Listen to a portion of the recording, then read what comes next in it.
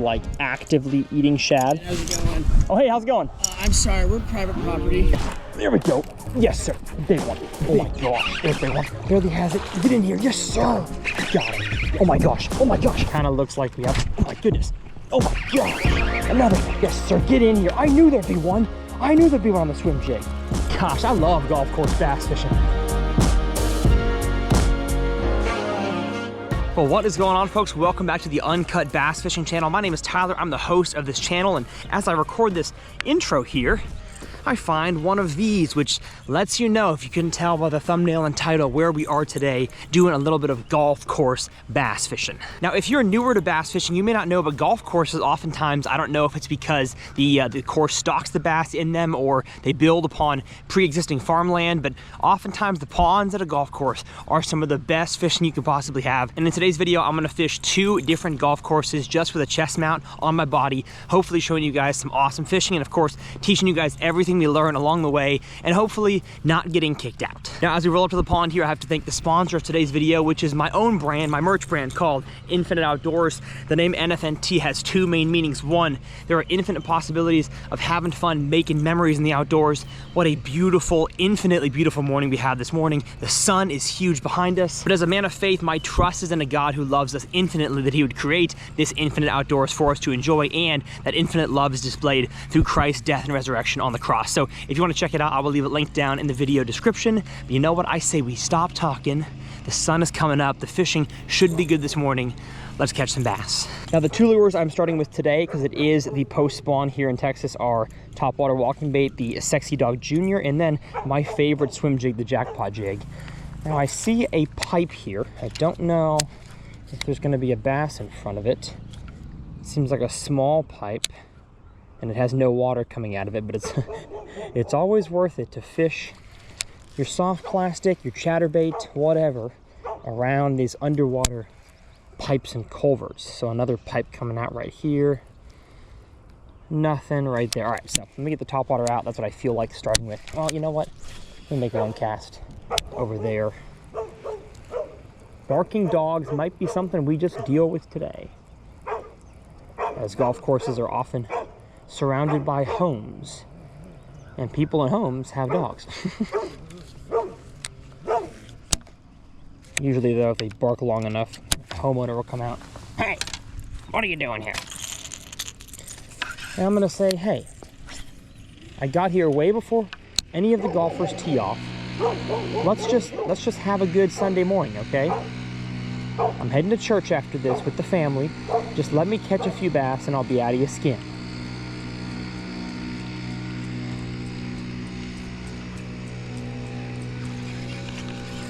All right, so conditions, dead calm, which is what I wanted. For this time of the year, I wanted some top water conditions, kind of for a slower top water feel. And to be honest, it's a little bit chillier than I expected it to be. Thought it would be shorts and t-shirt weather, and I woke up and it is pants and my Brunt boots weather. So definitely interesting. The pond we're fishing is kind of a, you saw from the drone shot, kind of a L-shaped, crescent-shaped pond. The banks look like they are just sand and mud, maybe with a little bit of grass mixed in. I'm glad I yanked that back. That was going to be a get snagged kind of cast right there. The one thing, and I mentioned it in the intro, is that hopefully you can see the moon there poking above the trees. You might not be able to, sorry, the camera's kind of low there. The moon is almost full, so I don't think we have any spawners left. If we do, this will be the last wave of them pulling up.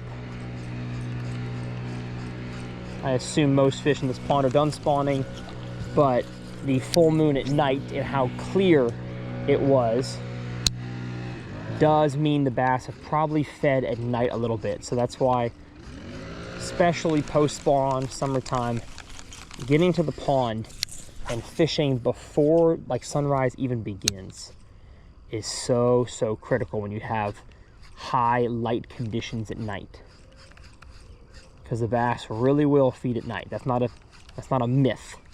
That is true. Check the camera. We're looking good. We're looking good this morning. And I did say that golf courses have the best fishing out there. I'm not saying every single golf course does. It's still possible to have a tough golf course pond. Oh my gosh. Whoa. As I say that, I get bit. And I kind of pulled it away. I feel like I retrieved it a few times, didn't get a follow-up bite. So let me get back over there. That fish attacked it. Got him. Got him. Yes, sir. Yes, sir. Oh, yeah, big one. Oh, that was fun. That was cool.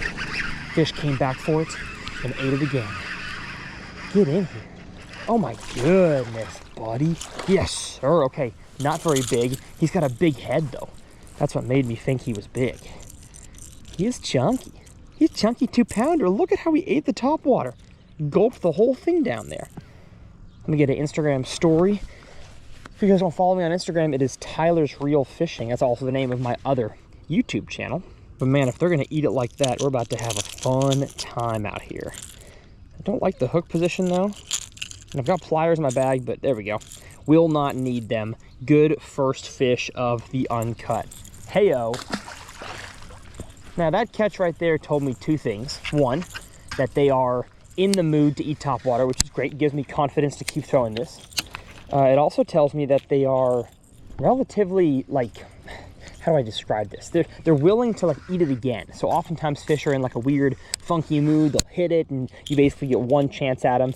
That fish right there, unless it was on a bed, which I'm doubting. But if it was, great. If not, I can throw, miss them, and throw back there and probably have a second chance today, which is great. So that applies to not only topwater, but it applies to jigs and soft plastics and, you know, whatever else I decide I want to throw. And that bass also came relatively shallow. So I'm not saying by making a cast out there that I couldn't get a bite, but the depth zone that I made that cast was extra crucial. And much like most ponds, somewhere between, I'd say 5 to 15 feet off the bank, there's a standard kind of like 2-foot drop. I think neighborhoods call it, the pediatricians call it the death drop, because kids can wade out to that drop and then it kind of slopes down and they can't swim beyond that. And so that's why they recommend never to, you know, let kids swim in neighborhood ponds, because they're just not as safe as they might seem. Sorry to get morbid with us here on a beautiful Uncut morning. That's just the way that they describe the drop in a pond. That's the only contour ponds have, and these fish are probably, if I had to guess, I just skipped a sexy dog. That was cool. Guessing that's the only contours they have. I'm gonna make one more cast to where I caught that fish. I doubt there's any more fish there. Perfect. And I don't know if I can get to the other side. I guess I may attempt. It looks like it's all closed off via brush over here. And one of the strategies with golf courses is you want to go as long as you can without getting kicked off. Yeah, not every golf course does, but you know, technically it's private property.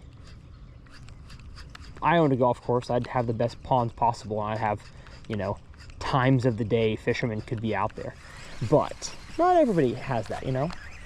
And this is also hole number 3, I believe. So tee times will start relatively soon.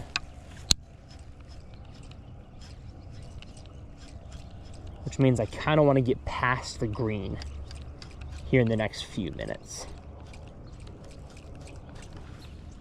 Yeah, it's getting bright. Guys are gonna start teeing off, especially on a Sunday morning. I hardly ever fish on Sundays. Sunday is the Lord's day. Spend time with the family, go to church. Oh my gosh, that was bigger. Or not, I don't know. Had a bite. But as I was saying, Sunday is the day of rest, go to church day. But I looked at the weather for Monday morning and it looks crazy windy. So I thought that I'd get out here early morning sunrise, fish for about an hour, then head home and help the fam get ready for church. What did I catch? My hooks? Yes. I caught my own hooks. How cheeky. Come on now. What are we doing? What are we doing? I got a bite there, but it really slapped at it. That was not a great bite. It's not the best. Oh, come on now. Oh, no. No. There we go. Here's Uncut for you. Main channel, I'm cutting this out. Y'all are seeing the whole deal. There we go. One more cast here. As I was just telling you guys, the fish will come back to eat it. This fish has not come back to eat it. So I'm kind of going to change my retrieve from fast to slow. Maybe trigger him. Nope. Okay. I gotta go back to get my swim jig. Gotta get my swim jig. Really surprised I didn't get a bite this zone here. I guess I didn't make a cast to the left, to the right of that grass right there. Seems like that would have been a good zone. Maybe not. And I'm not going to say that I'm not going to throw the swim jig in this first pond. I probably will. But I really think that my topwater time, because of the sun coming up, is just limited. And so I'm going to take advantage of it best that I can. Fish relatively fast. Now, one thing that's interesting about the cast that I just made is that it's over a lot shallower water. I can tell that because there's a bunch of snodgrass on the water. I actually caught it here. And I don't know how well y'all can see this, but the bank slopes off a lot shallower than it did in the place that I was just standing, 15 yards to the right. So, oh, hello. Something just busted right there. I am surprised by the lack of fish activity. I'm seeing lots of turtle activity. Oh, and there's grass. I see it. There's some grass right there. Nasty snot grass, but looks like it's actually shallower on this zone right here, farther out. So a deeper cast actually might not be a bad idea. That's why understanding the contours of your pond is so crucial. And this is my first time here, and the sun is low, so my chances of learning a whole lot about it are not high. So like, I'm making some casts today, I guarantee it, that are not productive. But no way to learn that besides making unproductive casts. All right. First cast catching actual grass. I like it. Like it a lot. It is always better to have grass than to not. Unless you have too much, which I'm sure some of y'all's ponds do. All right, let's keep moving. Oh, and the pin locations on the right side today. Yes, I need to keep going.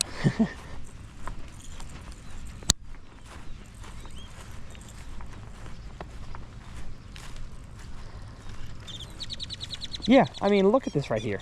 The bank slopes off, I mean, a lot slower than it did where I started. So paralleling the bank is not going to be as critical, at least if it looks like this. It is 8 inches deep, 12 feet out. Oh, and it looks way shallow over there too. So yeah, a cast out there is actually the most effective one now. Where I started and what I expect the other bank is, which actually now I see it's cut off by a fence line and a fire hydrant for some reason. Couldn't tell you why there's a fire hydrant on the residential side of a golf course pond. That doesn't make any sense. And you know, I just don't like this long flat as much. I got 2 bites on a steeper grade. So I'm just gonna keep moving. Like, we ain't got long here on this planet, you know what I'm saying? Ain't got long on this planet. Look at this. Wow. Snot, snot, snot. Lots of snot grass. I guess I'll make some casts to the edge out here as I walk.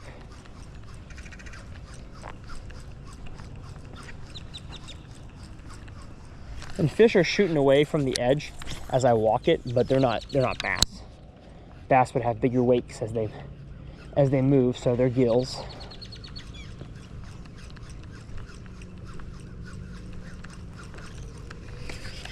Nothing there. There's a cypress tree here, which I like to see. Cypress trees 99% of the time have roots that stick into the water. Oftentimes you can see them, sometimes you can't. And that can be a great place to target your cast. Either that cast is gonna catch me one, or get a bite, I should say, or just to the left.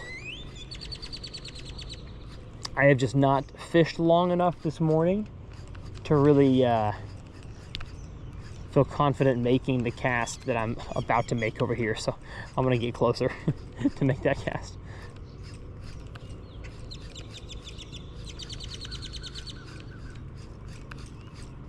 Oh man, 2 casts right away. And then, sorry, 2 bites right away. And nothing. Surprising. I'm gonna see if I can whip it to the other side. I don't think I can make it there. Oh, let's go. Kinda did. I kinda landed on the edge.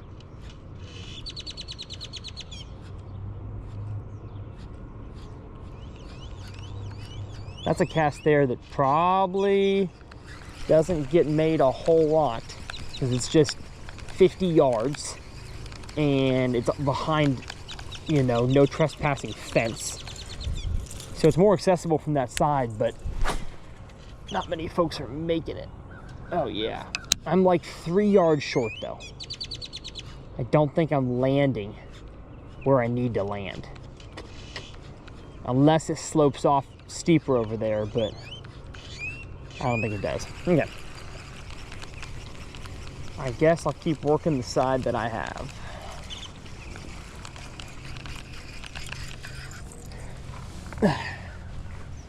We are clear of the green today. Here, let's go read the green. Looks like you really want to land it up here because it rolls back. If you land 15 feet short, you're rolling all the way down. It's a nice sloped green, actually. It's a good looking green. I am pretty into golf. As a YouTuber, I like to support YouTubers, so good. The dudes over there, some awesome dudes. I love Grant Horvat. Oh my gosh, there's a big one. There's a big one. There's a big one. There's a big one. Oh wow. Wow. Barely has it. Barely has it. Barely has it. Barely has it. Barely has it. Get in here. Yes, sir. Oh my.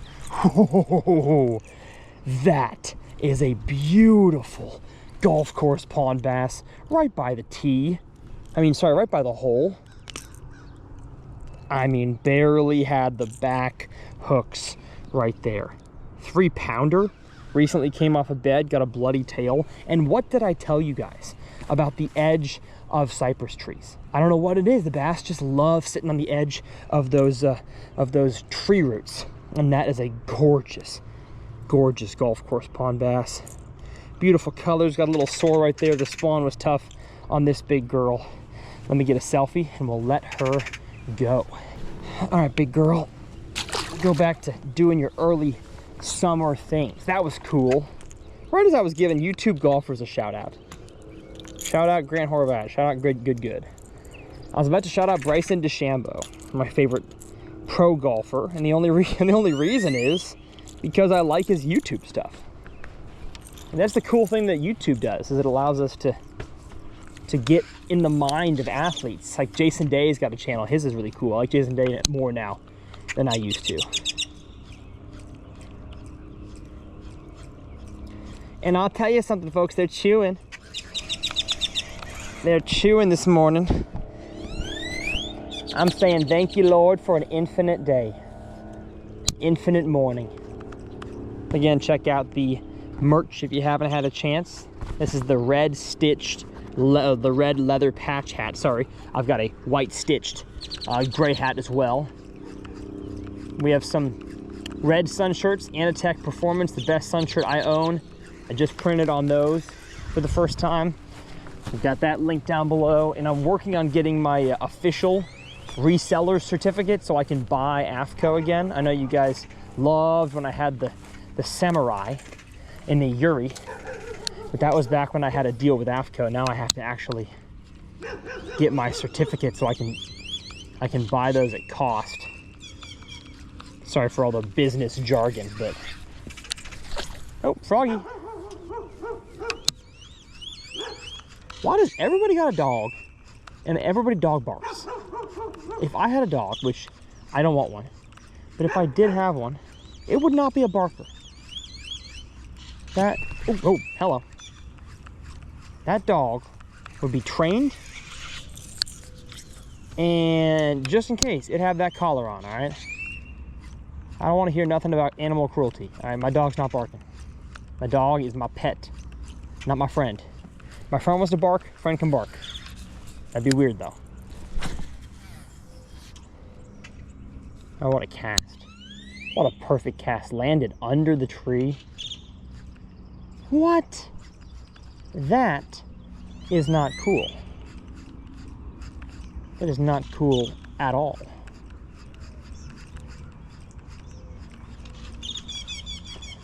All right, 2 fish. In what? How long have we been fishing this morning? 21 minutes. Yeah, that is pretty good average there for the golf course pond. That's why you come fish these things.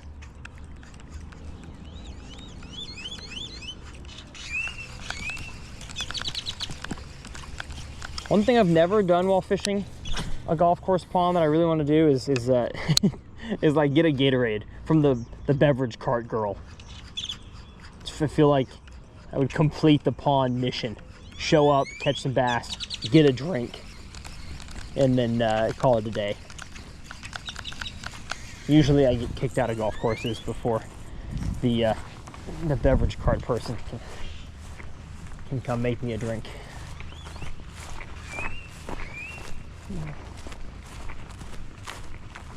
I wonder if anybody's ever caught a bass and then put it in the hole on the green, and then like hey, how about you be quiet? Good morning to you too. And then golfers come and they try to hit, and there's a bass in the hole. Of course, a cullable bass. Oh my gosh, big frog. Y'all probably couldn't see that because the way my GoPro was angled, but I'm talking a big frog just jumped off the bank. Large, like that may have been the biggest bullfrog I've ever seen in my life. It was this big. Oh, its body was. Wow. I absolutely would have tried to catch that. Okay, I do not like what I have here. Looks like a shallower bank, and it's got snodgrass. So I'm gonna make shorter casts and really try to finesse my bait like you're seeing here in between the holes and lanes in the snodgrass. The longer cast I make, the more likely it is for the treble hooks to grab some of this. To go just like I did right there. I kneeled down to grab my rod, and there it is.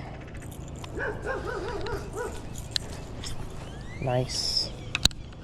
The water's also way dirtier here than it was where I have fished so far. Oh, it's a fire hydrant here because it's a park. I see. There is a residential side to this other half over here, which makes me think I can probably actually go drive. Oh gosh! Oh man! Missed one. I doubt he's coming back. He hit it with some energy, and now I've got to deal with this. Oh, I'd love to just make my follow-up cast. I guess I could have dropped this and picked up my swim jig. Yeah, that would have been smarter. Oh well. Now I've got a mess. A mess on my hands.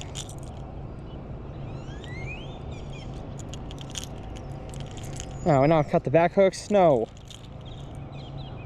Come on. Please.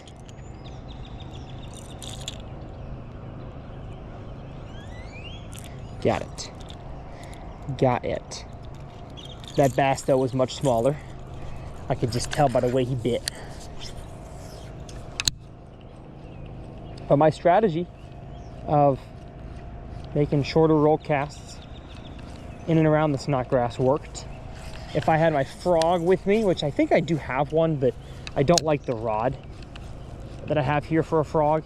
It's the Excel RX combo. It's a 7-foot medium heavy, but I really feel like a lot of combo rods are lighter than the power that it shows. So like I just don't, it doesn't feel like a medium heavy. It leans more to medium, I feel. Which is why I love it for ploppers and walking baits. Gosh, let me tell you, it is tough to fish a walking bait around stuff like this. Yeah.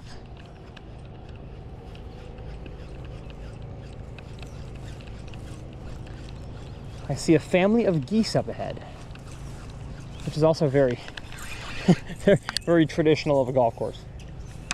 To have a, oh my goodness. That's what I'm talking about. That's what I'm talking about. Yes, sir. Yes, sir. Yes. Come on. Bass are cruising the shallows. That there looks like a feed bass. He is white as can be. And I really feel like my pliers are actually necessary for this one. So I'm going to reach around. What you're not seeing is my left hand reaching around to my Evolution sling bag. I grabbed my pliers that were sitting there. That was easy. Let's go ahead and pliers our way out of this mess. Come on now. There we go. 1, 2.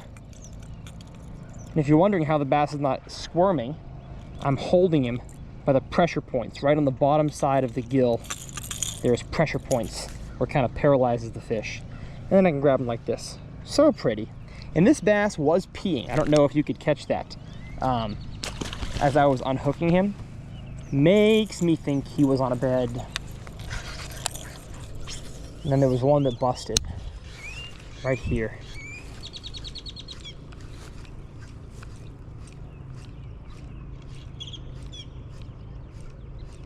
Huh. Wonder what that was. It didn't have a turtle feel to it. Sounded like a bass too. Didn't splash like a white bass or a catfish or something. I do think we have some catfish out here. They're kind of popping on the surface. Oh, unless we have a shad spawn. Ah, we could have a shad spawn going on.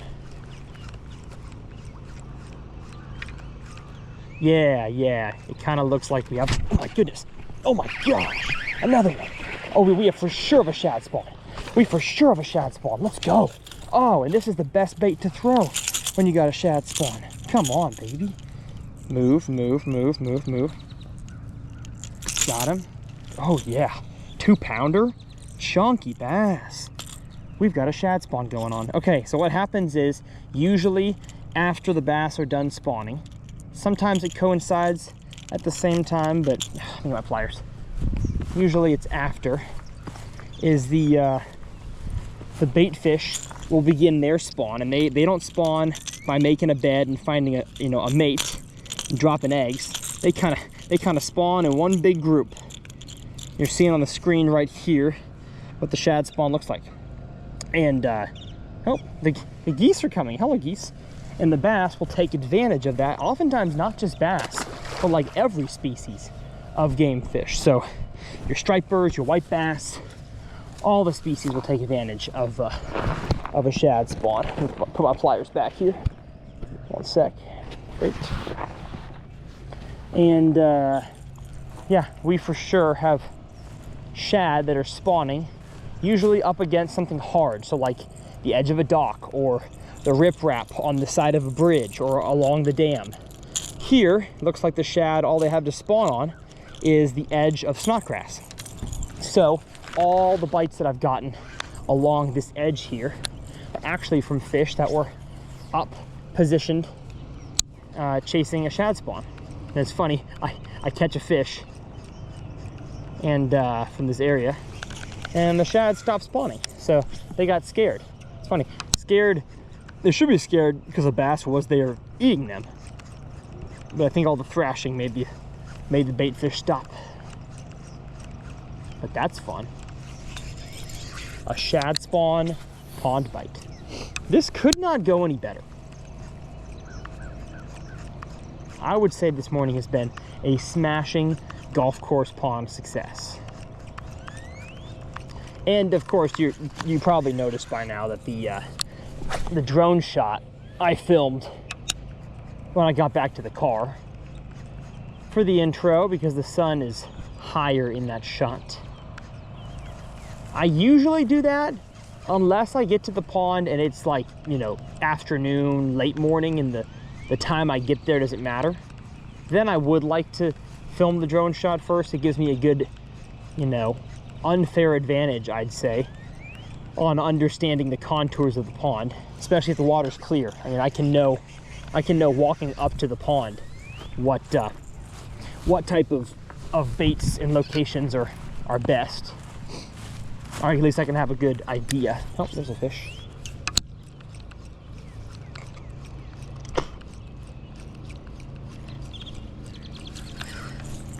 But no drone shot before this time, so.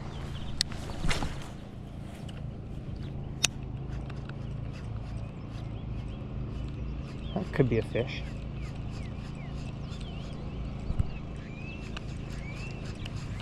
Nope. Nothing on that point. That also may have made a cast that was too shallow. Yeah, I did. Let's cast out there.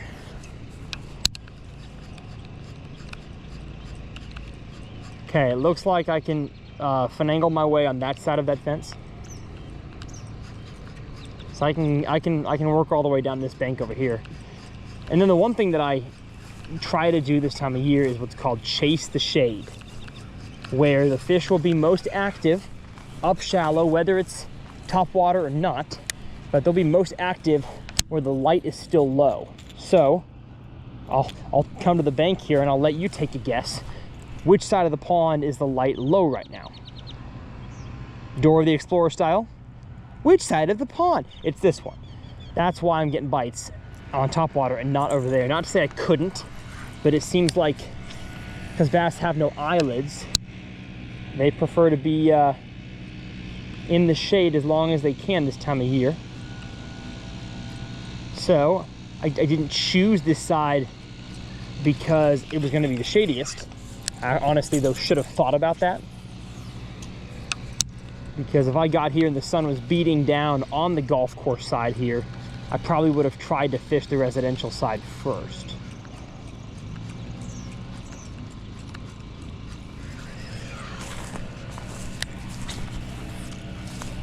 But it just worked out today, like I said.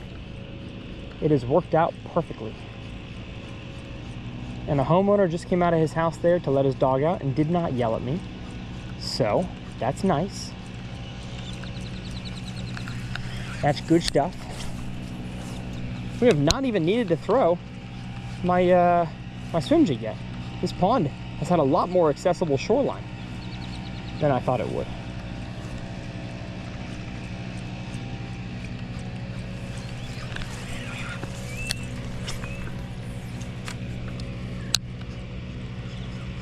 And I see a corner with 2 trees.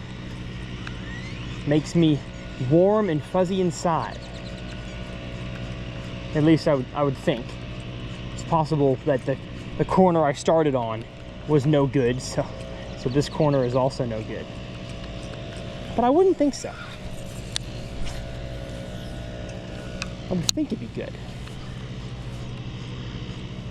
How about a bass next to this stick? Yep. Yep. Oh man. I've got one. Do I still have him? No. Darn it. I had a bite next to a stick. Turns out there was a much larger stick beneath the water. All right, well, let's get unsnagged here, and there's no way that bass bites again. I drug his home away from him.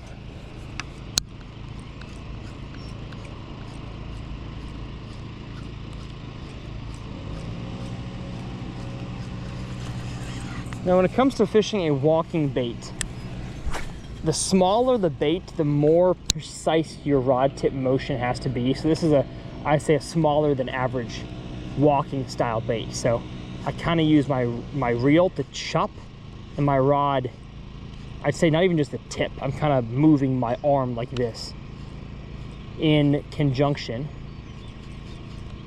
Occasionally the rod tip to do faster twitches. But it just takes, it's an art and a skill that you have to develop. Walking a bait side to side, feeling the momentum of it going sideways and pulling it back the other way. It's just something you gotta learn. Trial and error. It's the only way to do that well. A walking bait is easier than a topwater frog to walk because its shape, its cylinder torpedo style shape, cuts through the water easier. So if you're looking for a bait to try to walk, go for a hard bait first. Achoo. Go right there.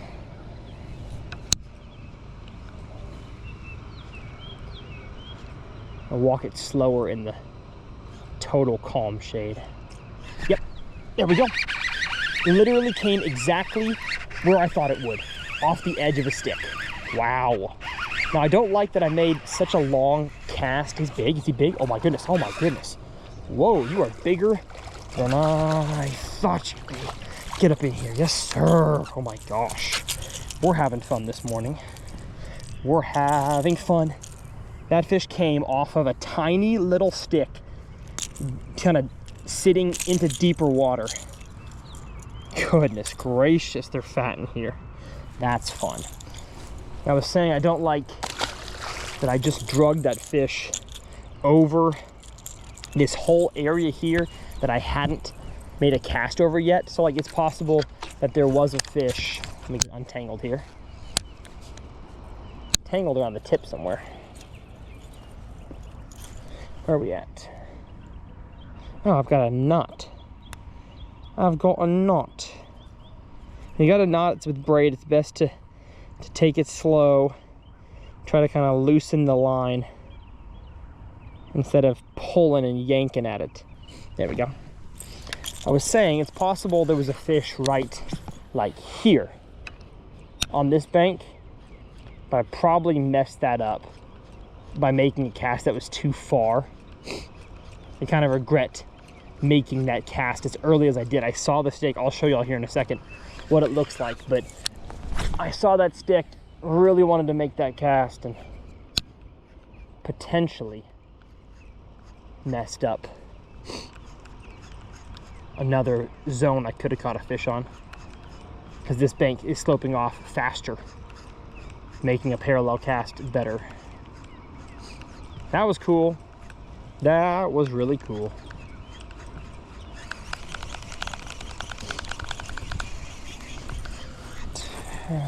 For the intro here, gosh, I love golf course bass.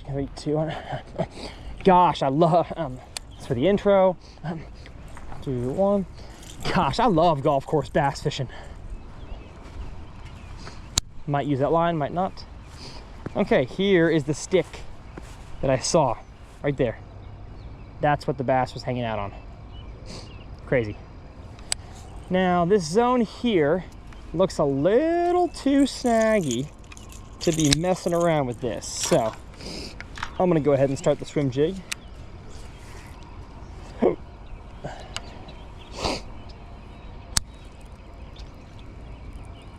But I'll tell you, I have been impressed so far at how many fish are up shallow. This has been a very fishy pond.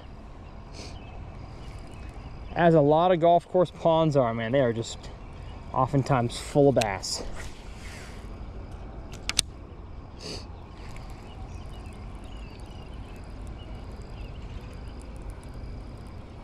It's crazy how that fish, 2.5 pounder, was just sitting on the edge of a stick. It didn't really provide any kind of cover. It was just, it's the only thing there. And so that's what he was on.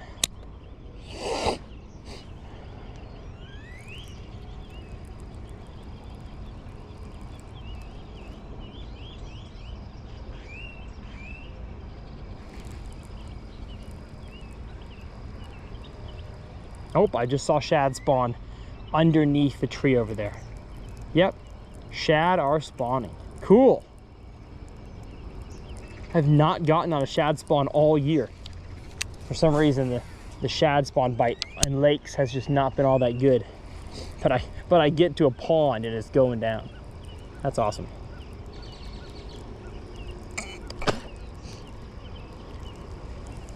But once again, weird how I've not caught them in corners. Like I mean, I guess you could say that the one that I just caught was on a corner, but I wouldn't totally agree. Oof, this bank is much deeper. I like it.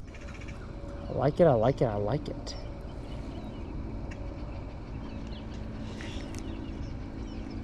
Just gonna hop my jig, back up a little bit.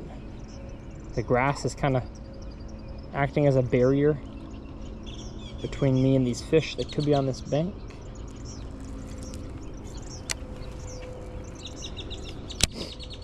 It's like 3 feet deep here.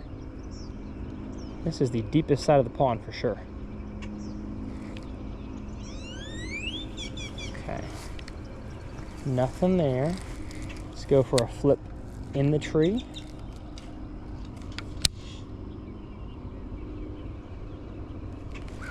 Let's go for a roll cast underneath. They are not in the trees.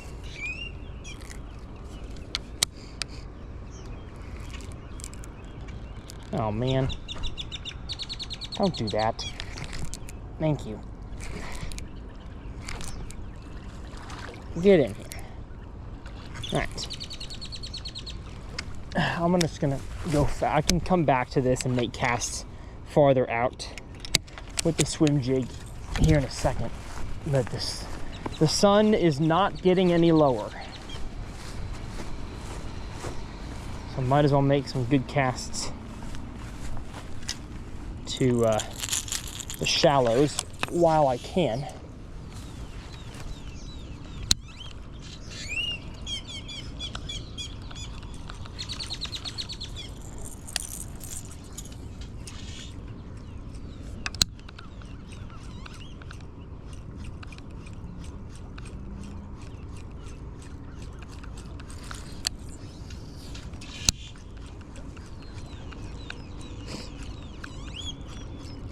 I'm going to catch a bass on this cast right there.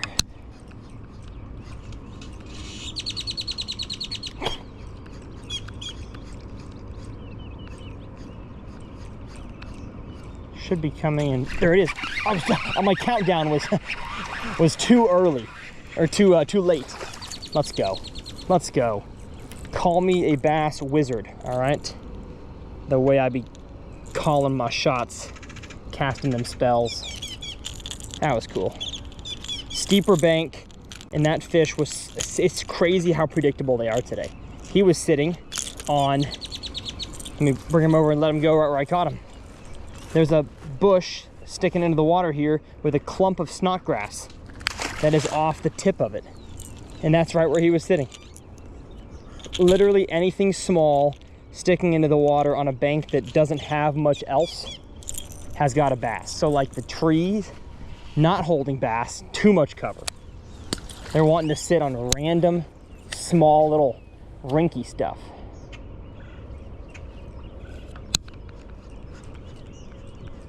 That was cool. A little shad spawn topwater bite. How about that?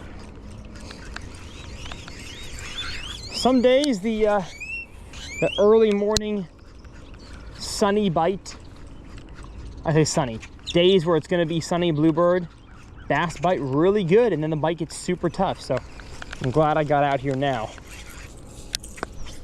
I guess I'd rather it be cloudy. I feel like topwater might extend further, but you know what? It's hard to complain with success I've had here. You know what? I'm gonna leave my swim jig. I'm just gonna go topwater. It's obvious. If I make a good cast, I'm gonna catch one. Let's go. Let's go. Golf course bass in.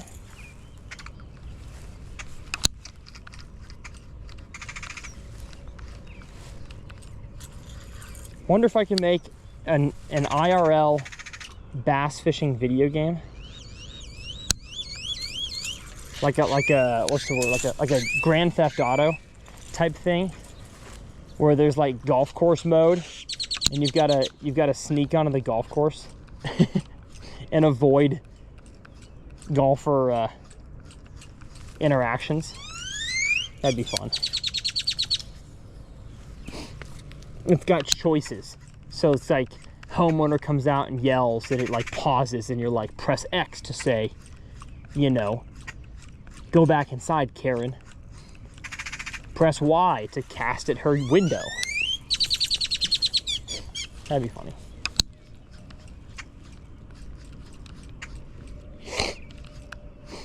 But this pond here is a good one. Definitely coming back here for the 200 ponds series. Most of the time my 200 ponds episodes take place at ponds I've never been to, but occasionally I try one out for the Uncut or a different series, and it's good enough that I'm like, dang, I gotta come back here.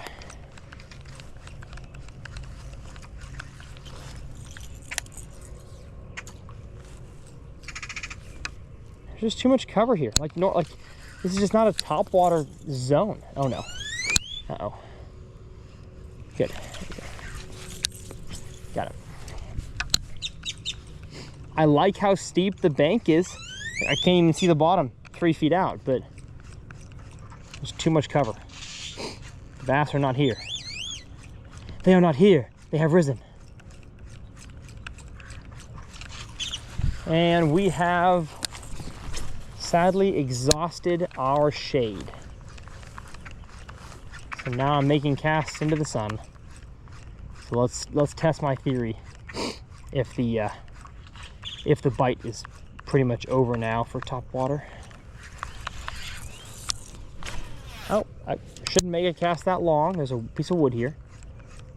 I should cast at it first.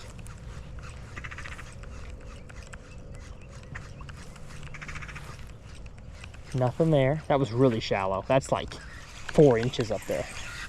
Now let's make a longer cast. Man, this XLRX by Lew's, brand new budget reel. This is the actual XLRX combo you can buy. Just the reel itself, it bombs. Especially with 30-pound or 40-pound, whatever it is, Seaguar Tactics braid.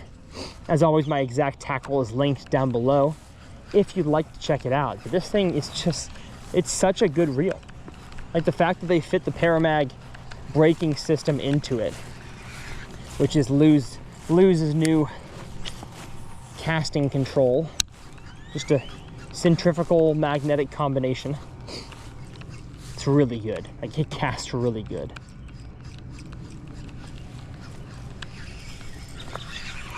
All right, so let's go deeper first, and then I'm gonna go shallower. Oh, I already want to throw it. I was gonna play a swim jig. Never mind. Okay, I guess if they're still here, it will come up to hit a top water. Let's go. Smaller, but that right there was a perfect example of being smart with my cast, because I made a cast first out deep. Little guy, thank you though. So now, check my camera, we're good. Now I can make a cast shallower on the lay down. I may get up there and realize that my shallow cast is way too shallow, and that the deep one was actually, oh my God. See, that's what I'm talking about. That's what I'm talking about right there. I made the deeper cast first to make sure, oh my gosh, bigger one, bigger one. Get him in here, yes sir.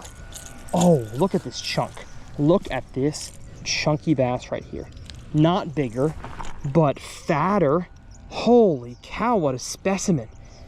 That is exactly why you have to think about your cast's order on a piece of cover. Because I made a deeper cast first. One sec, my bait is stuck. Get the pliers out, there we go. Dude, what a chunk. Oh my gosh, been feeding up. Made a deeper cast first, so if I caught one, I didn't disturb the area too much. Come on, get off of there.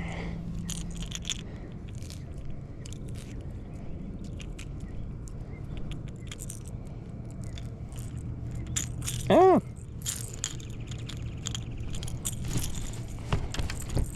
Just in case there was another bass on that piece of cover on the inside, which there was. So sick. The bite also though came from the fish shooting from the right to the left, which makes me think that there was actually two fish on the end. So another deeper cast would have caught that bass as well. But still, never know. I'm glad I did that. So same thing applies when you're fishing a lay down tree and you're coming at it. Like let's say I was in a kayak facing this. I'd make a cast to the edge first, then the branches to the sides, and then all the way in to the middle. It's rare that I'll just flip straight to the heart of a piece of cover, unless I've discovered via the pattern that day that that's the only place the bass are going to be. And a little pitch for you guys. This is the Evolution Fishing Largemouth 3.0 sling bag. I've got my scale and a mag draft up here. I've got an opening here for 2 tackle boxes. Got the Ballistics 3.5 size terminal tray. It's a molded tray by Evolution. 1 pack of caffeine shads and just a tackle box with some random stuff in it. This is the pliers holder I've been reaching around to grab. I got scissors in here, my car keys in there, and a comfortable padded back. And it slings over just like a backpack you'd have in 5th grade. So I love it. It's my favorite bag for just general pond hopping, especially when I know what a pond is like. I don't have to bring that many lures, or I'm walking long distances. I don't want to lug my full-size one, so I throw a little bit of tackle in my sling bag. And if you want to use code TRF2026 to save yourself 20% on your order at evolutionfishing.com or evolutionoutdoor.com, whatever it is, I'm not going to stop you. That sounds like a prudent financial decision to me. Again, code TRF2026. Now I'm going to make a cast to the shallow side of this laydown tree, but it's real shallow. 8 inches maybe. Yeah. I think where I'm going to catch one is going to be out there. Little stick sticking up.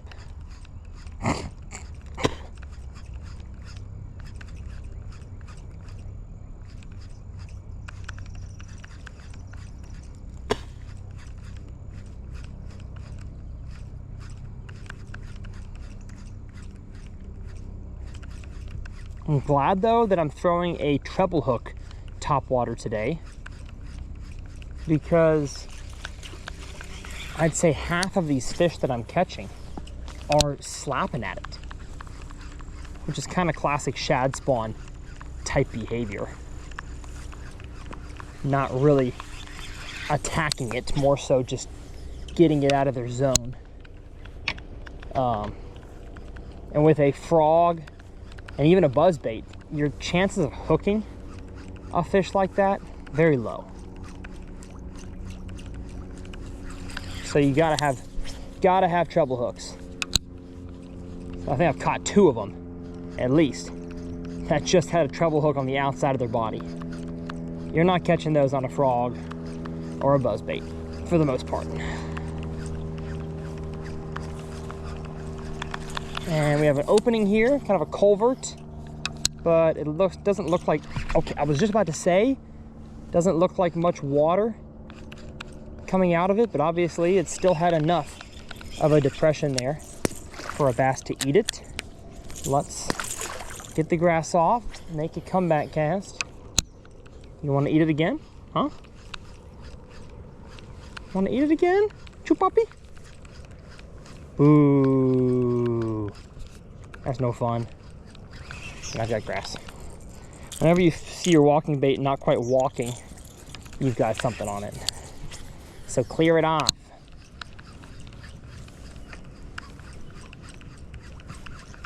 Oh, yeah, we actually had quite a depression down here. That's where that bass came from, I reckon. All right, let's go ahead and hippity hop this fence. Ooh. Walk on down this bank. I don't know how many more I can catch this morning, but I'm happy with what I have. A fun start to the first half of this Uncut. You know what? I should have just brought my swim jig. I could walk down the road. Matter of fact, I probably will. Probably makes more sense this morning to just walk back, get my swim jig, and then walk down the road that way.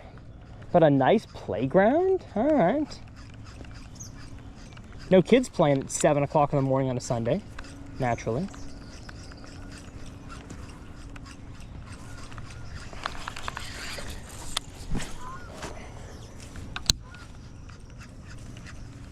Chop, chop, chop, chop, chop, chop, chop, chop, chop.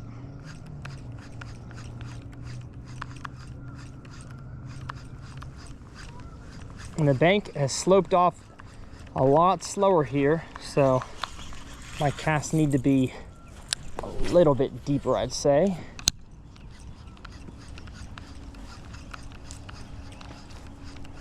But for my first time at a pond, I think it was a smashing success. You know what? Off a fire hydrant, I gotta catch one right here. I mean, the fire hydrant's not in the water, but if they've shot water out of the hydrant, it's probably caused a hole, depression. No, nothing.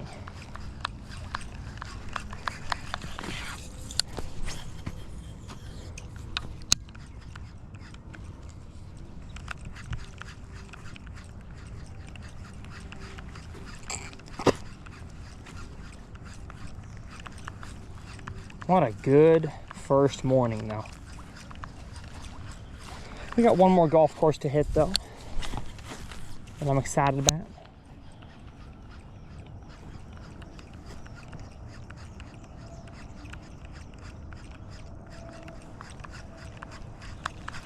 No, it's not grass. You know what I bet would crush on this pond, though, is a micro frog. Like, obviously, I'm glad I have a treble hook bait today, but I think a mini frog would really crush it.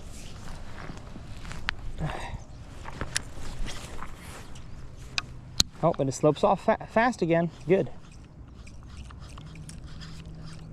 I hit a turtle just now. And this bank here, though, has received sun the longest.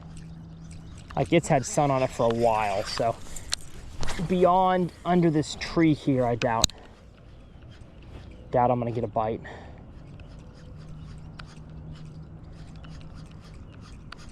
Even my cypress tree over there, where I caught the biggest bass this morning, is now got some sun on it.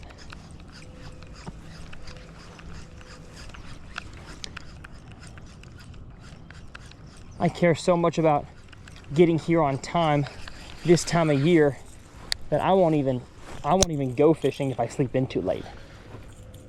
Unless I'm like not trying to get on a shallow topwater style bite. Like yesterday I woke up, I had snoozed my alarm too many times.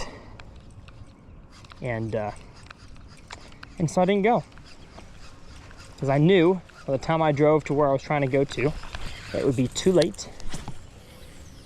I would have missed the shad spawn, would have shown up in the whole pond would have been sunny. And that is not good. Like this bank here, guarantee you I would have caught a fish if I was here 35 minutes ago.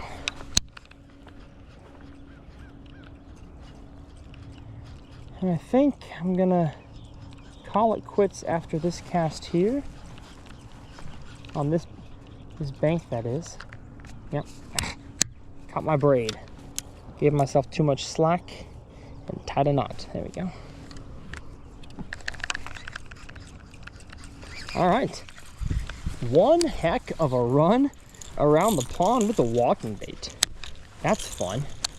I'm gonna go make the walk of shame back to the tree that I left my swim jig on.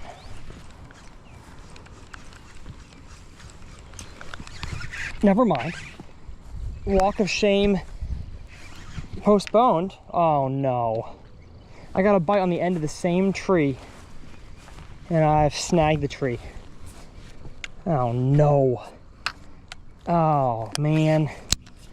The fish ran my spook into that tree and I think it's gone. Yeah. That one is not coming off. Wow. I don't think I can even pull. Oh, there we go. All right, well. Oh, and there it is. It's floating there. My walking bait's floating now. How on earth did that happen? All right, well, I gotta come back this way anyways. I'm gonna see if I can take my swim jig and try to snag that top water. I just thought, you know what? I caught two fish on back-to-back casts on that end of that stick. Might as well make a cast as I'm walking. And obviously the angle of that cast was not nearly as safe as the other one was. As I hooked a fish and immediately it took me into the stick. Swim jig, swim jig. Let's go off the bank with it. Bank with it. Whoa. That was not a good run. Whoa. There we go. As a singer, you can never hit a bad run and then just, go on with your day. Whoa. Now what? Whoa. Yeah. Yeah. Yeah. Yeah. Yeah. Oh yeah, oh yeah. We're catching fish at the pond today. So many bass at the pond today. We're throwing top waters and swim jigs, 'cause the shad was spawning and the bass were eating.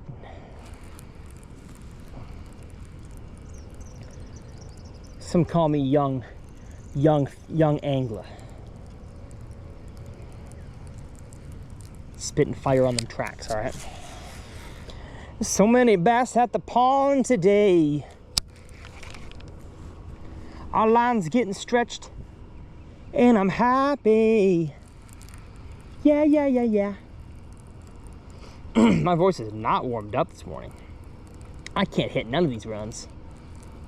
Ugh. I'm gonna stop singing while I'm down.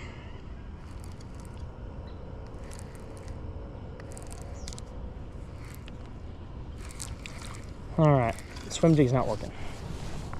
Really thought this would be the ticket.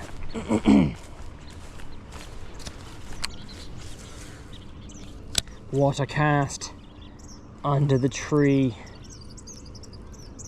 Was hoping to feel a thump. Nothing. If y'all watch the main channel, you've heard me say this is the year of the swim jig. And I truly believe that. Truly believe I'm going to catch a lot of bass on a swim jig this year. It's just such a versatile bait. You can skip it, you can swim it, you can hop it. It's the best jig head shape, I would say, for multi-purpose fishing. Real hard to swim a football jig.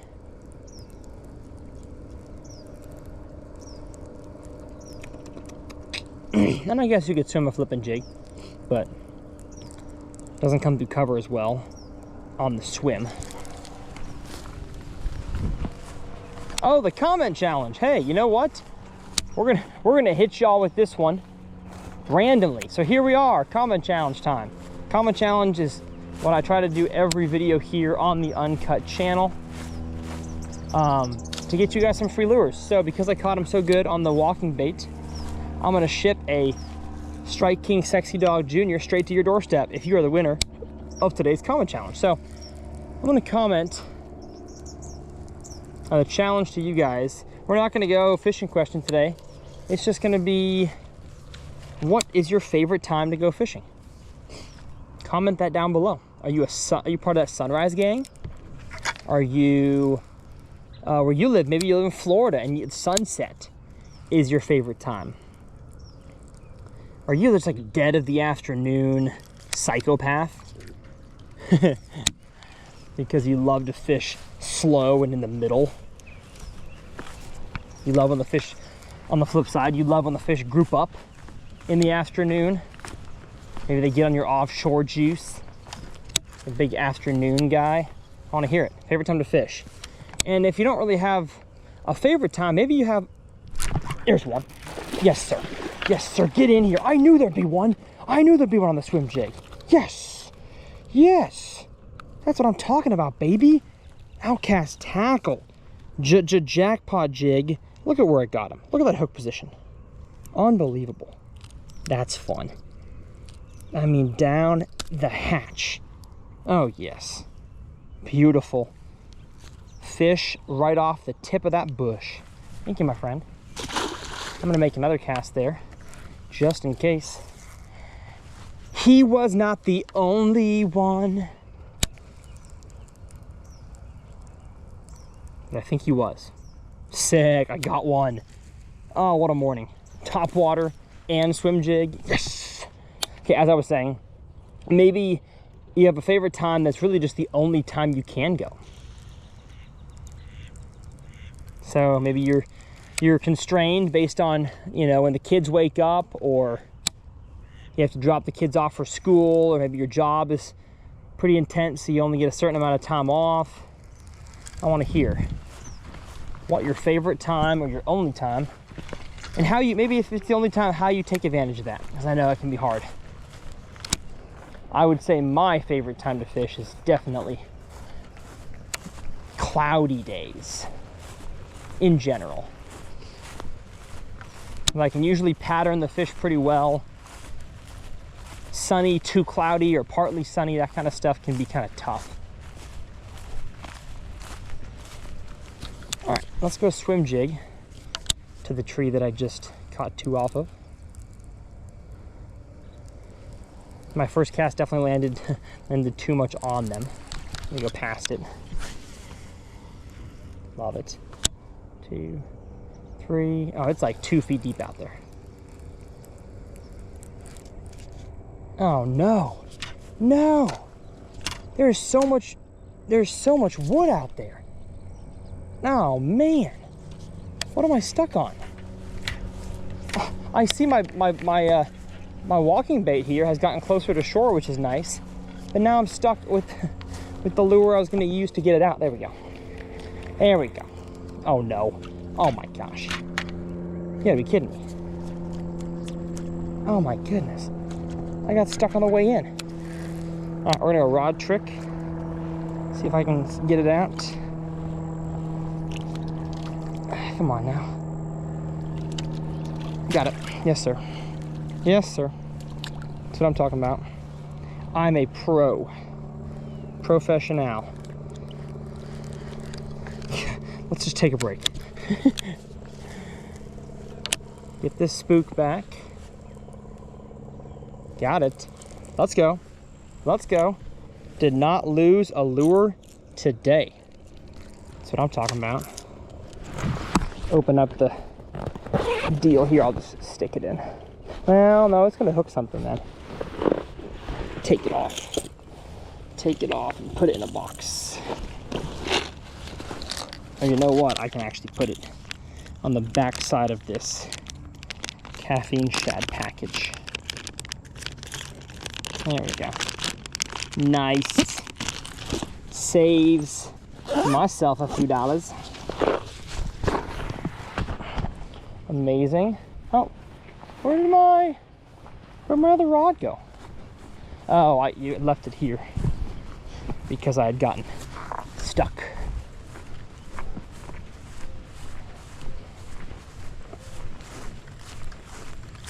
What a great morning we have had.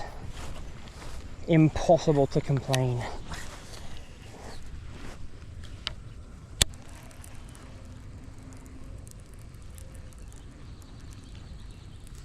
Didn't encounter one bad angry golfer or one angry homeowner. But you know what? On a Sunday morning, we all should show a little more grace. You know what I'm saying? Gosh, I hear that frog. Wow. He's a chungus, no doubt. He is a chungus, no doubt. All right. Last cast here of the day.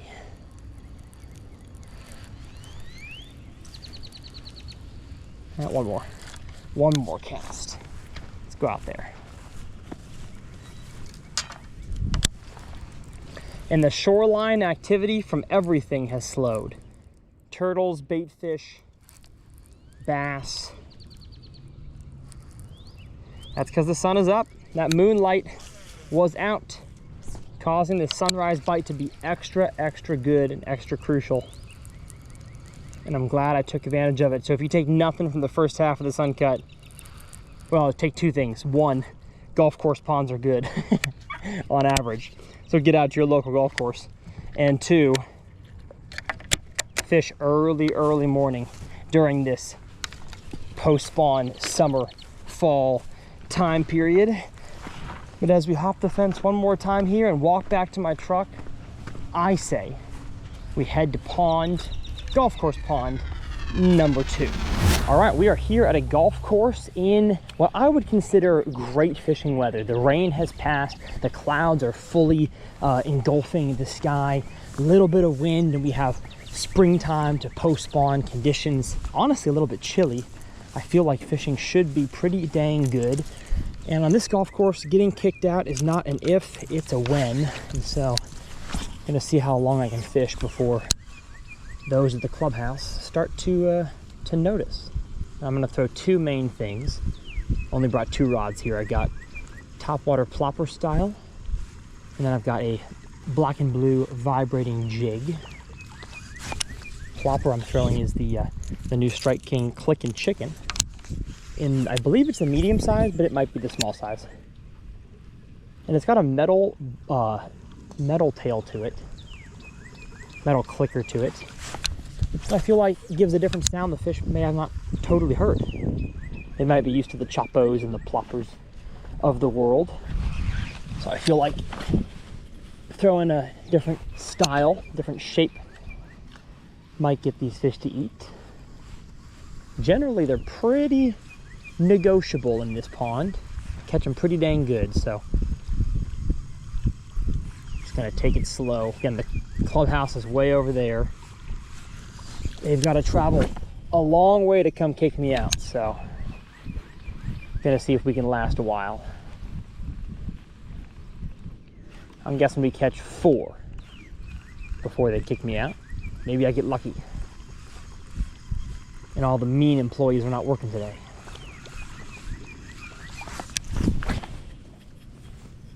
I did also bring a buzzbait, just in case I'm not getting the strikes or the hookups that I want on the plopper style. We do have a little chop on the water. You'll hear it more on the GoPro once we kind of get over this tee box here onto the actual hole itself, which I'm going to go ahead and do now since we have no golfers coming. But it's usually never the golfers that are the ones that kick you out. It's just the folks that run the course. Because, you know, they say it's for, not warranty, they say it's for liability reasons. And, you know, they can't have nobody out here. Which I get. Somebody shanks a tee shot, hits a kid in the head, gives them a TBI. I get it.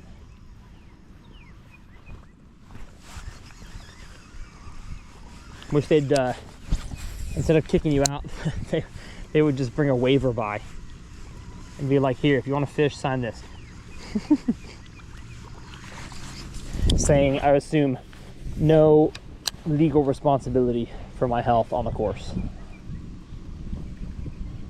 Because I'm sure golfers, when they get a tee time, I'm sure they sign something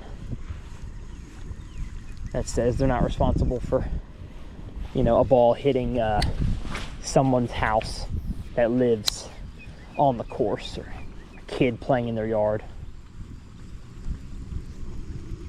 I'm surprised I haven't gotten a bite yet. Water's honestly a lot clearer after a rain than I expected it to be. We cast way upwind, parallel with there's some grass off the edge. And that's probably where most of these fish are going to be hanging. This is shocking though. No bites here is surprising. Let's put down the old plopper. Let's grab the vibe jig.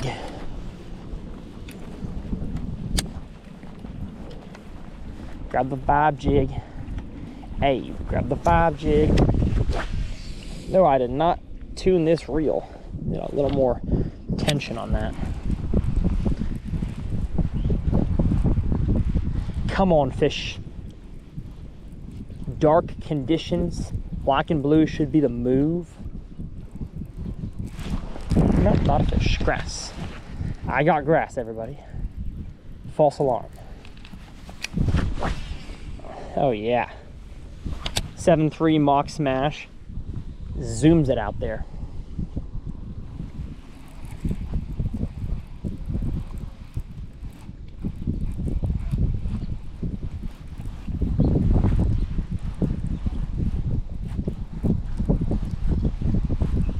There's been days at this pond that I've caught, you know, 3 or 4. Been kind of a tough day, and others that I've caught 30. It's very very on or off. Never gotten skunked here though. That's the one positive of filming here, is I can pretty much assure that I'm gonna catch something.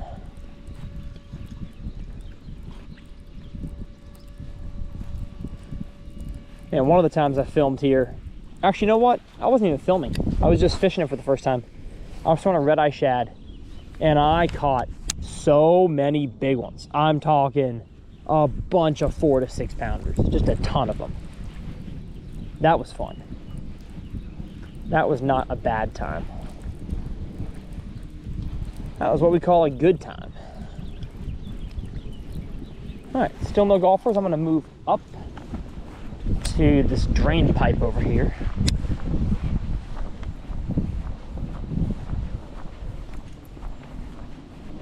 Or at least get closer to it.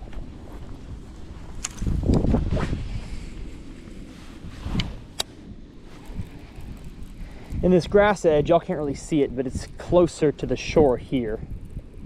So whether I fish the inside edge of it or the outside edge of it, my casts don't have to be as as deep. Oh, that chatterbait looks so good. It looks so good.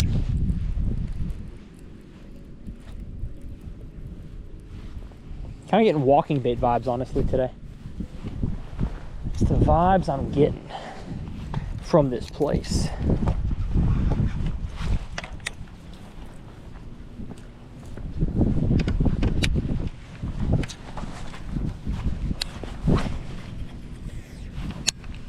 Come on then. Eat my clickin' chicken. What a weird name. Sounds like a joke of a name. But I think all the good plopper names have been taken.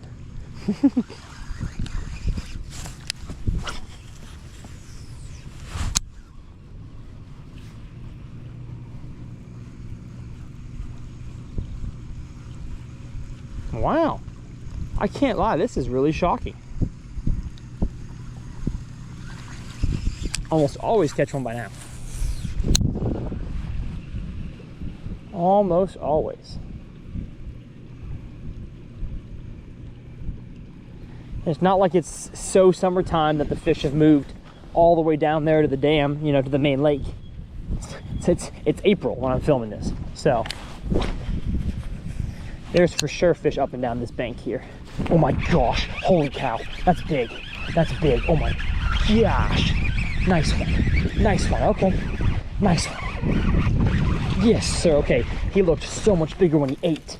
But we got one, baby, success on the clickin' chicken.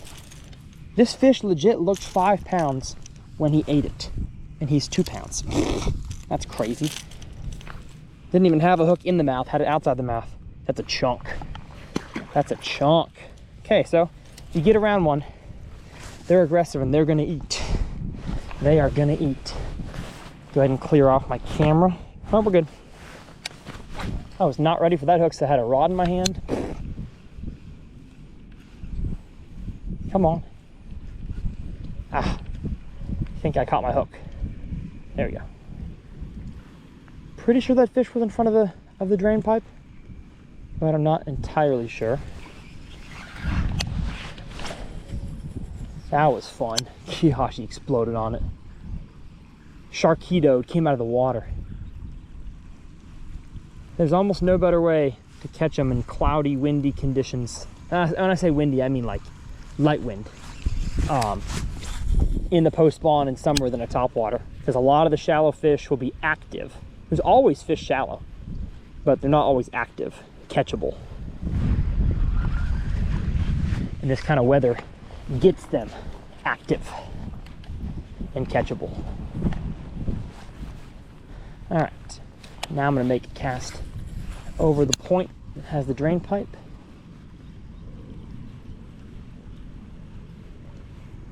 Nothing, huh? Okay. Nothing. We have an employee coming by, although he's a yard crew, so I don't think he's gonna kick me off.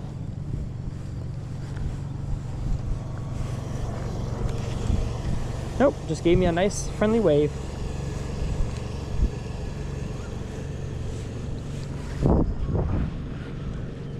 All right, one fish on the top water. Let's go ahead and go Thunder Cricket here. Just cast right next to the fountain. Kind of like to hop it first, like a jig. At the fountain, the drain pipe. See if there's any fish in it. Oh, I caught a stick. There's a stick on the drainage pipe. How'd that happen? How did that happen? There we go. And now we're going to cast out in front of it. Now that I've already wrecked the opening here. Because as water flows in, it creates a depression here, a deeper area, washes out all the muck in the grass, which means we have a grass edge here, we have a grass edge there. Water has some powerful properties, and you got to be paying attention to. There we go. Yes, sir. Big one. Big one. Paying attention to what the water can do to your fishery. Oh my gosh. Oh my gosh. Get up in here. Yes, sir. Yes, sir. Long, skinny 4-pounder. Thunder cricket, roof of the mouth. That's fun. That's fun. Little golf course honey hole fishing. Oh yeah, baby. Just post spawn as heck. Beat up fish. Tail on the top's beat up. Bloody tail on the back. But gorgeous. Thank you so much for eating my chatterbait. Oh yeah. And that fish catch would not have happened if I didn't know what the water has done to this little section here, causing an edge. And I paralleled right down the left edge, and that fish obviously was sitting right there and nabbed it. Sick. Oh, they're chewing today, folks. Golfers are nowhere to be seen, but the bass sure are. That's kind of a lie. There are some golfers, but not what there would be on a beautiful April day. It's definitely a bit low today. And on areas like this, I always make a bunch of casts. I'm never convinced that it's, oh, there's one, that it's just one fish, two fish. It's such a unique feature in a pond that I feel like there's always got to be a small group of them. Sometimes though, catching two can kind of wig out the rest of them.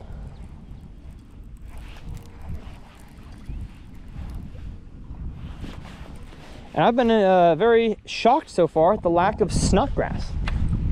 Like the grass I've caught is actual, I don't even know, it's not milfoil, but it's not snock grass either. It's a nice grass. I did bring one soft plastic, and that is a 5-inch Ocho. So if I do decide, you know, I've caught two fish in an area, I really want to slow down, I'll cut off the Thunder Cricket, and I'll throw something else. Uh-oh, my shirt does, and my GoPro does look watery. Hello, how you doing? Oh, but I just love a Thunder Cricket bite.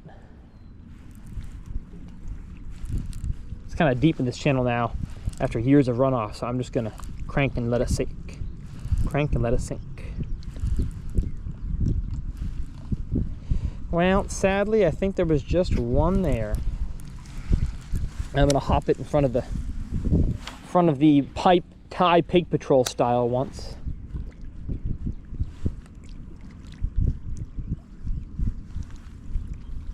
Catches so many fish doing that. Try it again.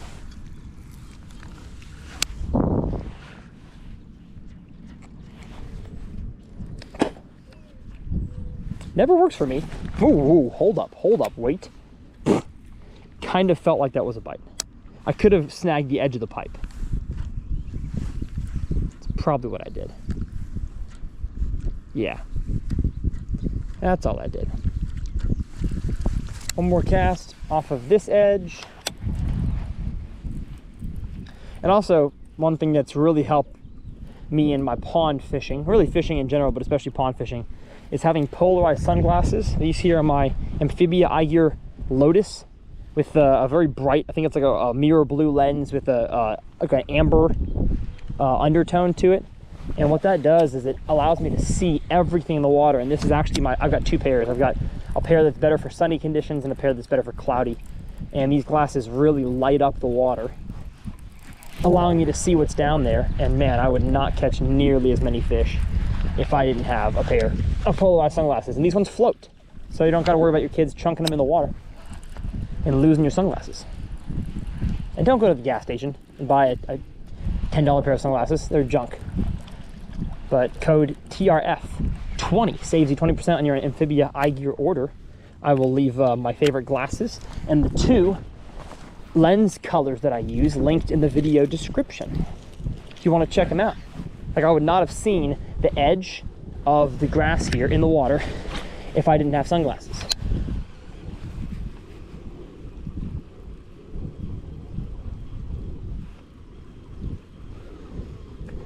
believe it or not, I think that was my first bass on the clicking chicken. Fun first catch on it.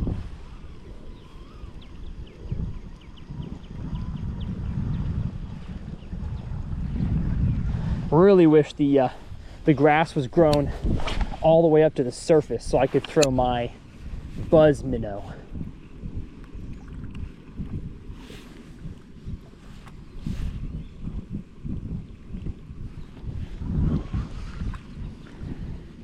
I think what I'm going to do is kind of move a good 15 feet as I make like a cast deep, a cast here, and a cast here with the top water. And then, I mean, since I'm still far from the clubhouse, they're less likely to kick me off. Like, I want to just cover water, you know, burn the entire bank with the top water, leave the top water in the truck, do one loop with the Thunder Cricket. That's not smart to get close to the clubhouse. So I'm just going to go 3 casts with plopper, 3 casts with top water, and then move down the bank basically to where my cast ended and repeat the process all over again. Because obviously not every fish is going to eat the top water first. That 4-pounder I just caught was not going to. Its little friend did in the same spot, but it was not going to. I really wish it was full-blown raining. It was about an hour ago. That's when I decided to come out here. And I just thought, you know what? Probably less golfers. They don't want a mud ball today, you know? Probably canceling their tee time. Might as well raise my chances of having good fishing success and some more time to be out here with less golfers.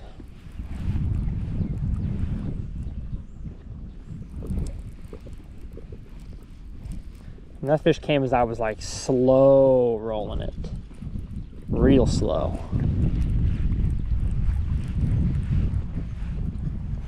All right, I'm gonna go back this way once.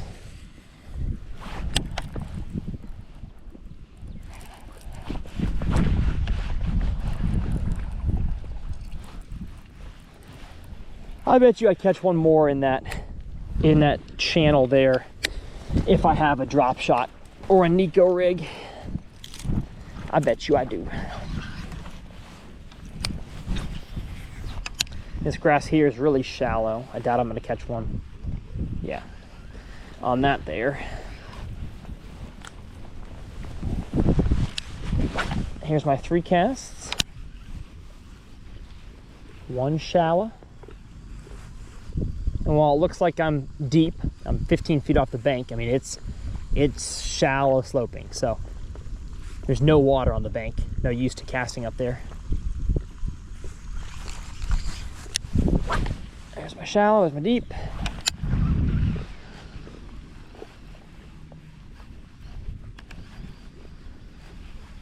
And again, now that I know where the grass edge is, it's between 15 feet and 30 feet out there. I'm gonna expect my bites to come there. And I apologize about the wind if it's bad. I don't think it's that bad for you guys, but it is worse than I was expecting. But I will take it. I would rather have this wind for fishing, no doubt.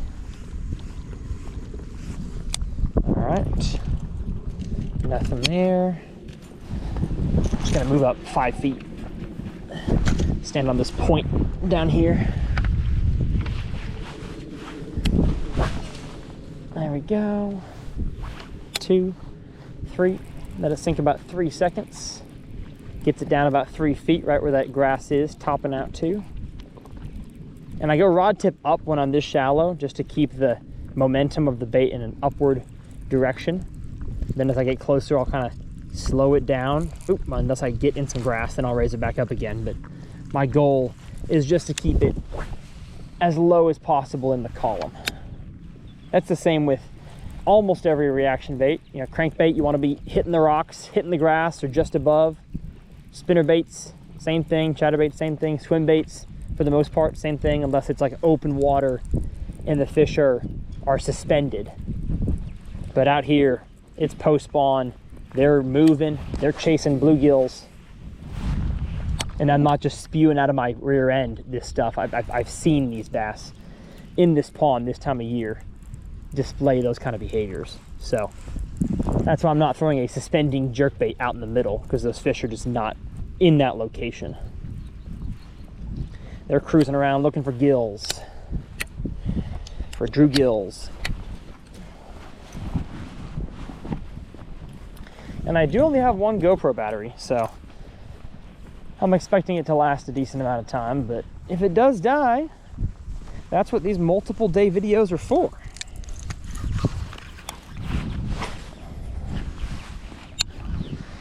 But I filmed an Uncut 2 days ago and just forgot to plug in my cameras, so. We just got one. Yeah, I kind of wish this plopper was a little louder. But the fish are aware. The fish probably don't need it to be.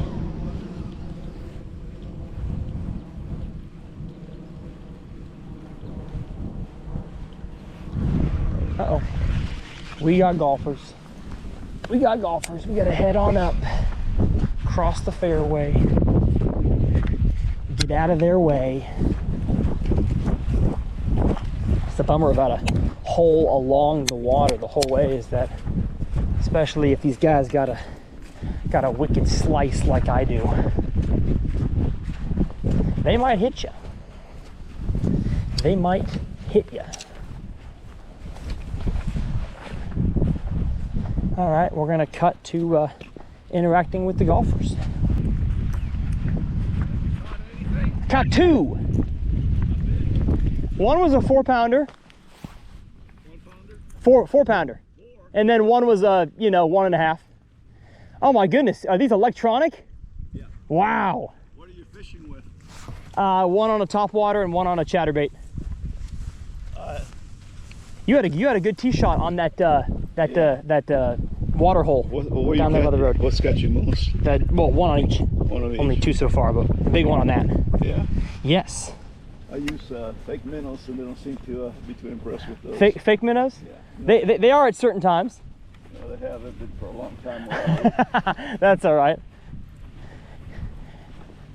You got a good swing to make up for it. Look at that. This guy's got remote controls for their carts. Amazing. Amazing. And someone from the club in an official club card did not kick me off. So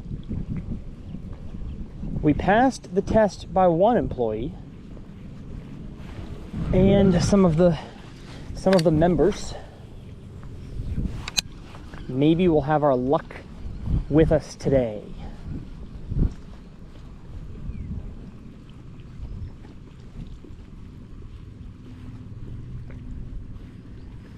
It's kind of interesting though. I really thought by this time in April that they'd be eating the topwater, unbelievably well, but they're just not.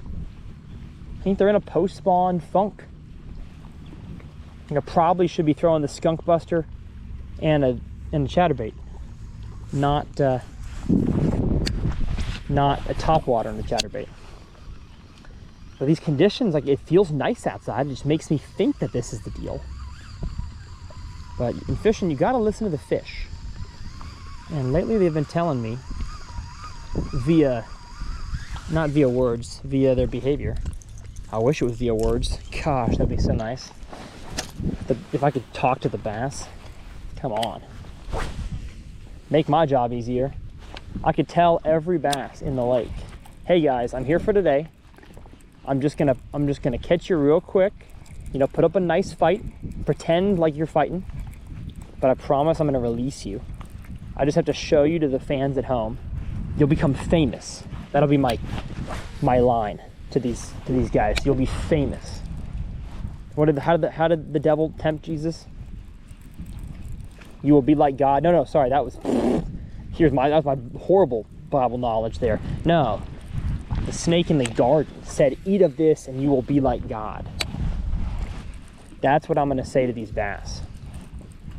I'm going to say, eat my lure and you will be a YouTube version of God.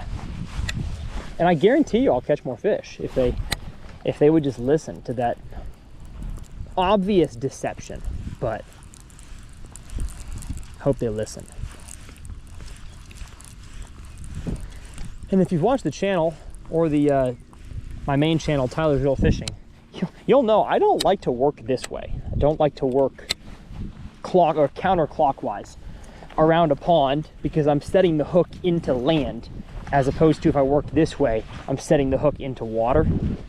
I'd rather do that, but with how this pond sets up, I've just had better success on this side, and so I'd rather fish it and then get kicked off, as opposed to fish the other side, maybe catch one or two, and then get to this side and get kicked off before I can even, you know, fish the good stuff.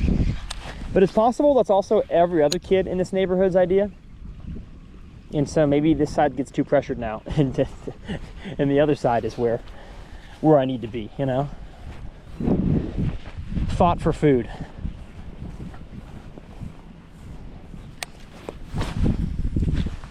But now at this point, if golfers come, I've got to just stand out here in the rough as close to the water as possible and hope they're fine hitting it at me, because the fairway is right there and I don't want to walk across the fairway. That seems like something that the golf course wouldn't want me to do. Not that I would damage it, but you know, just want to be able to tell them, like, hey man, I'm staying out of the way. Don't you worry about me.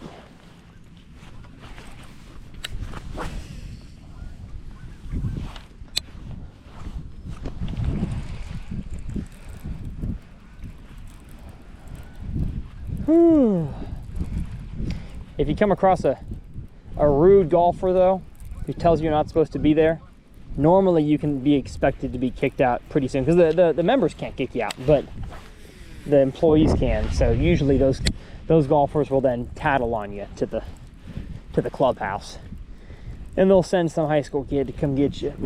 But luckily those guys were cool. Yeah, one of them hit a tee shot on a par 3 as I walked here. It's pretty close. Hit it like 4 feet. I bet he made birdie. All right. What's the deal, fish? What are we doing? What are we doing? This weather is perfect. Do I need a buzzbait? Kind of thinking of switching. It's not going to cast as good, that's for sure. I guess if they're aggressive though, I'm just going to burn it. Really make that tail click. Make that chicken clicking.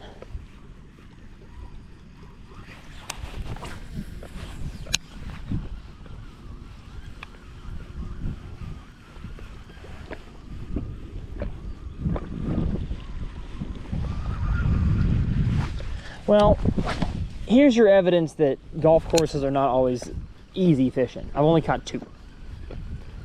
And we've been here, what? Let me look at my GoPro, 35 minutes. Props to y'all for sticking along. I have not filmed the first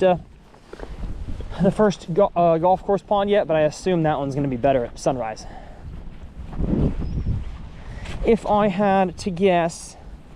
Oh, there we go. There's a dang pipe. I've never seen this pipe before. Can't be new. I don't think it. There's no way.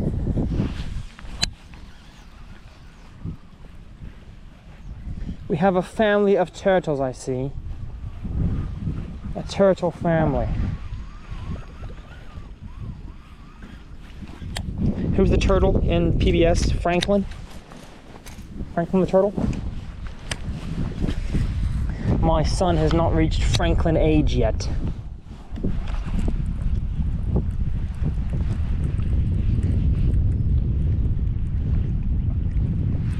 I see a nice channel going this way somehow.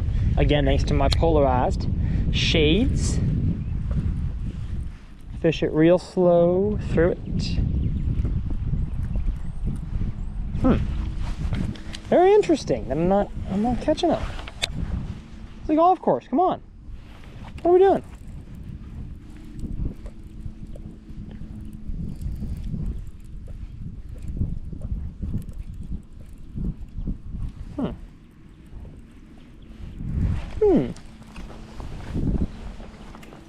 wouldn't say I'm getting impatient, but definitely want to catch one.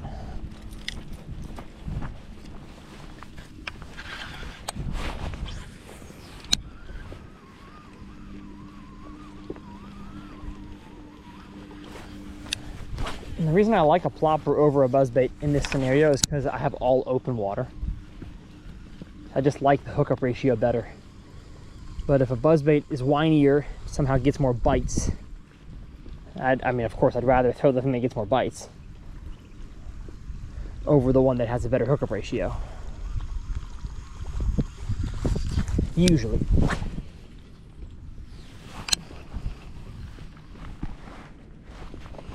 I got this GoPro here has a dang, like a super fisheye, and I don't like it because it gets water on it really easily.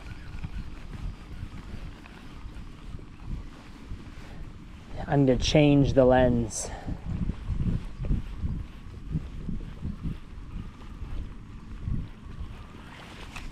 I'm telling y'all, everything in me is screaming buzzbait. Like I don't know why I'm not doing it. Like, it doesn't make any sense, but I guess just the lack of bites I'm getting are making me think that's what I gotta do. And no, I'm not gonna slow down today. Don't get the vibe that's what I need to do, but that's also probably a mistake.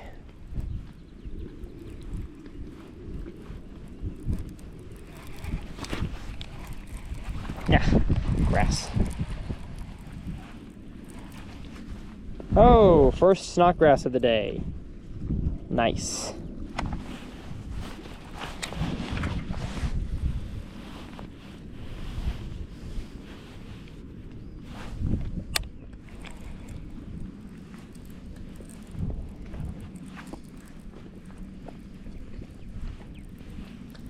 Okay. I'm gonna go ahead and move fast here because I'm kind of reaching the end of the zone that the golfers might be worried about hitting me. So if I just go ahead and burn this real quick, I'm probably free to not interfere with somebody's day. This is hole 18 though, so they could either be really happy by the time they reach me and be like, man, what a nice day of fishing this kid's got. Or they could be shooting 14 over for the day and think, this kid's in the way. What is he doing?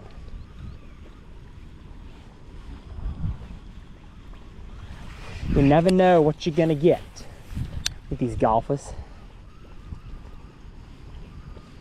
There was a golf course pond I used to fish as a kid. One of my absolute honey holes for so many years. And it was a par 5, I believe. And I mean, it started way up the hill. And you would hit down a long fairway, and then usually would have to chip down this hill to like an edge, then hit over, then up to the green. And I can't tell you how many guys shanked one into the water, and I've seen my fair share of club throws, as I'm sure most people fishing golf course ponds have seen. Dude, I'm going buzzbait. I'm not going to apologize for it either. That's what I'm feeling. Because for some reason this ain't working, and I can't tell you why. But it's not. So, let me get my bag off. Let's go ahead and I'm using the Evolution Largemouth 3.0. Oh no, do I have any scissors? Darn it, my scissors are at home. I've got pliers. It's good enough. Not great for braid, but good enough. This is the sling bag, because I'm not bringing much tackle with me today. Again, I really only plan on throwing 2 lures, now 3, I guess. So I just grabbed 2 boxes that had stuff in them I might use, terminal and jig chatterbait. I guess I'll put my top water in there for now. And I just grabbed these boxes out of my main pond bag.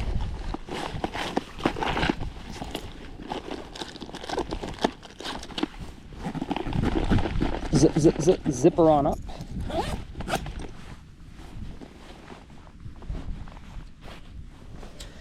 Just got a little mini buzzbait. I say mini, it's not like the smallest you can go, but it's a good pond size. And I'm almost always throwing a black buzzbait. I don't care what the weather is. That's just the color I got confidence in. I'll throw white in the post spawn a little bit if they're like actively eating shad. Hey, how's it going? Oh, hey, how's it going? I'm sorry, we're private property. Sounds good. Okay, You can't fish out. got it. I've been told on rainy days it's not as big of a deal. Nah, we're cracking down on it. We're doing Okay. no fishing at all. I got it. Okay, Thank you. sounds good. Not even on days when the course is closed? No. Okay, got it. Sounds good. Well, folks, I guess by kneeling down, I didn't escape the employee. Darn. I'm wondering if one of those guys ratted on me, but like in a positive way. So I wonder if he was like, oh yeah, great round, even got to chat with the fisherman who caught 2 fish. Guarantee you that's what happened. Well, I'm definitely gonna throw some casts on the way out. They said they're cracking down on it with no fishing at all. Bummer. Bummer. I was really hoping he'd be cool with it. I'm just meandering my way back, hoping he just drives away and I can fish a few casts on the way back. Let's see why I wouldn't. There we go. Come on, buzzbait eater.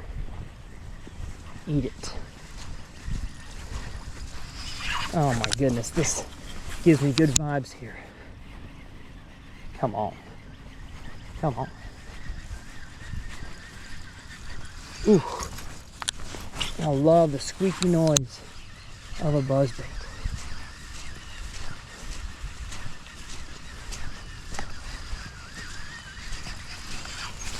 Well, you know what? I caught 2, so.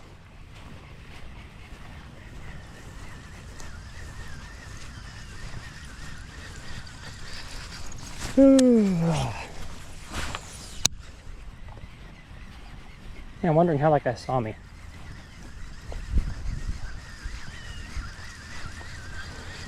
You think it's gotta be people tattletaling, because like I'm a long ways from the clubhouse. But I guess maybe guys in the pro shop are always looking out the window, looking to see how guys are finishing up their rounds. Part of me wants to just leave the course and go around fish the other side, but that guy's on the prowl now, so not gonna do that. I will though fish this section again, slower, right where I caught my 2. I'm just bummed. Like this was not as good of fishing as I expected it to be. Usually this weather, man, it's good, but I think the pond is aging out. I first fished this pond 5 years ago, and it's definitely not as good as it was 5 years ago. Let's go ahead and make another parallel cast down this zone.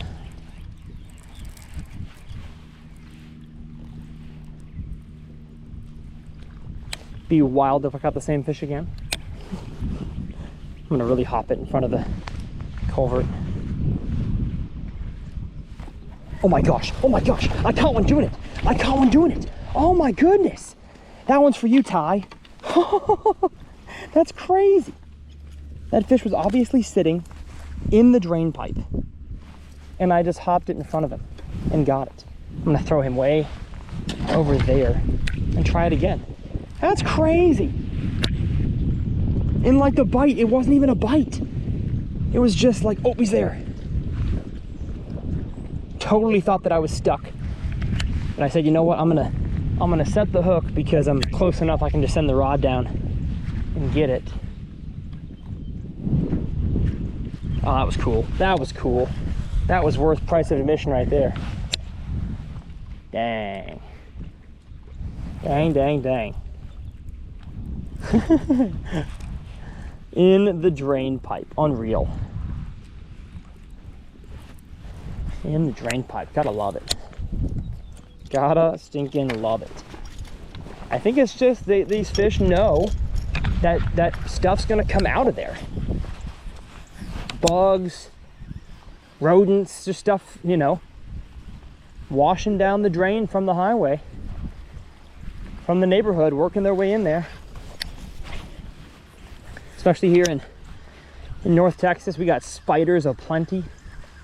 So I'm sure around every rainstorm, we got spiders, itsy bitsy spiders, washing down people's drains.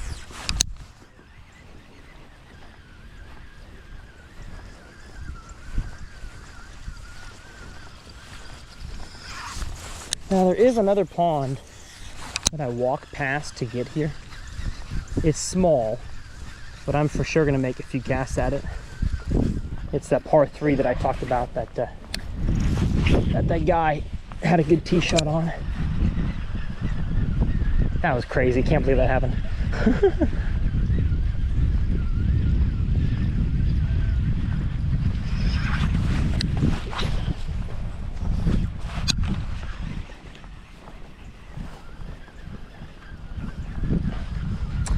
But I'll tell you, if they're gonna eat like that, they are obviously not very aggressive.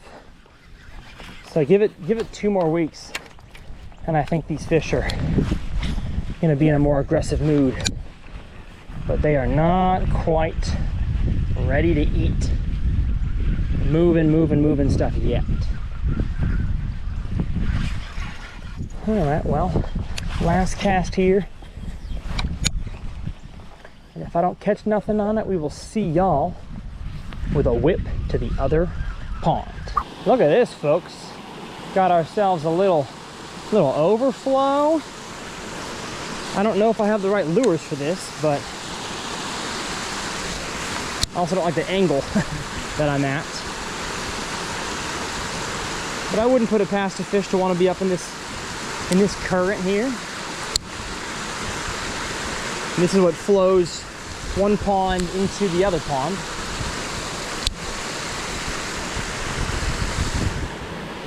I normally want a little swim bait or a big glide bait or a Ned rig. There's one. Oh my gosh, that's a nice one. That's a nice one. Oh no, get up in here. Yes, sir. Wow. Wow, what an expert flip I just did there. That's unreal. That's unreal. A 3-pounder moved all the way up the creek. That's crazy. Oh my gosh. Don't try that at home, folks. Gorgeous fish. Absolutely beautiful. Dang. All right, well, I hate that I have to throw it from this high, but I'm gonna land him nose first. See ya. Oh yeah. And a 10 on the dismount. That was sick. Oh my gosh, that was awesome. That was awesome from the hook set. I mean, I am proud of myself for the way I flipped that. That was sick. Minimal touching of the fish to the ground. Never even touched the rocks there. I mean, if that doesn't cause you to subscribe, I don't know what will. That was legit. That was legit.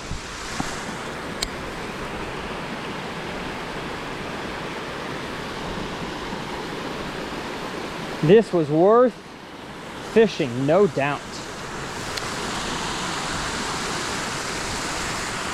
Always worth fishing these little overflows, discharges, spillways, whatever you want to call them. That fish was literally in the most current you could have. He was sitting right where the water flows out. Sick. I kind of want to get down there and throw a cast down the creek with the buzzbait.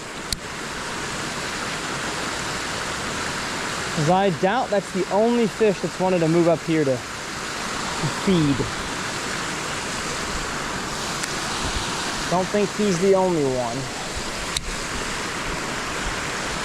That was sick. There is another current area coming off this end over here. I'm gonna get on top of it. Oh no. Yep. I got snagged. All right, well, I guess I have no choice but to go over to that side now, eh?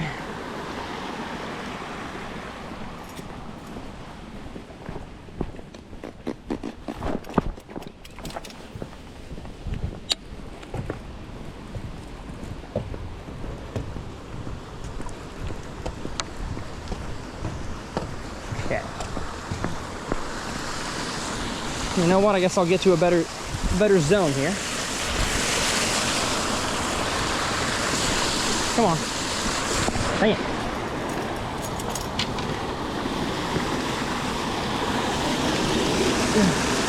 What? What are we doing? There we go. There's no way I catch one here. Probably no way.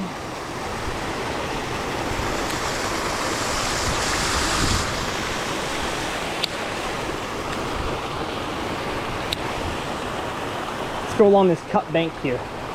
That's a smallie flopper zone if we had smallmouth, but we don't. If this water was always flowing a ton, smallmouth could survive here, but they would meander their way to the main lake and then the main pond and then die. Because in the summertime, it's too hot. All right, let's go down here. And you know what? Maybe we can walk the creek a little bit.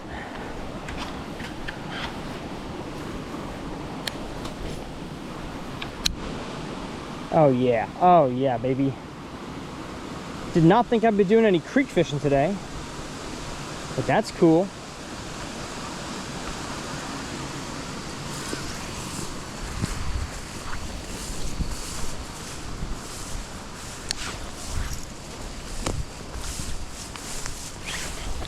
Just a man and his rod trekking through the forest, trying not to encounter any Burmese pythons. And this will be the end of the road for me. Oh no. Oh no. Oh my gosh. Oh my gosh, a bass tried to eat it as I was hanging over a tree. Oh my gosh. Let me fix my buzzbait and get a better cast in there. Check my chesty, we're okay. I had a bass. Try to eat it. Yes, yes, I'm gonna catch him right here. No, no, he bit it. He was small. He was teeny weeny. Gosh, but I couldn't have made a better cast there. Holy smokes. Let's try again. Yeah, more or less. More or less. Let's try again. Oh no. It's a really hard cast. It's like a 30-yard cast that I've got to keep below 4 feet off the water. Yes! Alright, if I make that cast, he doesn't eat, he's gone. Alright, you know what? One more. One more, we can do it. Yes, we can. Oh my gosh, come on. Boo. Boo, boo, boo, boo. But man, we're getting some excitement. This is fun. Never gonna hear me complain about this. No, you won't. Some 2-pounders, a 3-pounder, and a 4-pounder. All in a quick day's work. Yes, sir.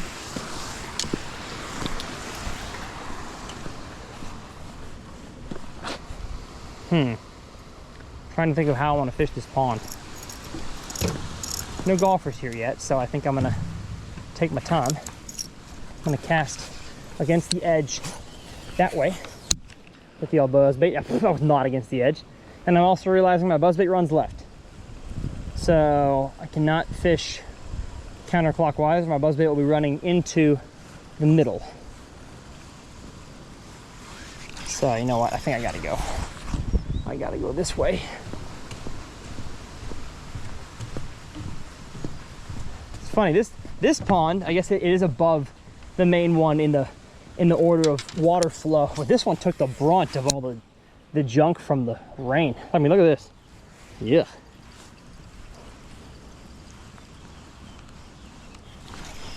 Now the question may be, Tyler, my pond does this all the time. How do I catch fish around it? You get a little punch rig, little 1/4 ounce Texas rig, peg it, and then you get, oh my gosh, there's a bedfish right here. Dude, I could have sworn last spawn there was a bedfish right here. That's crazy.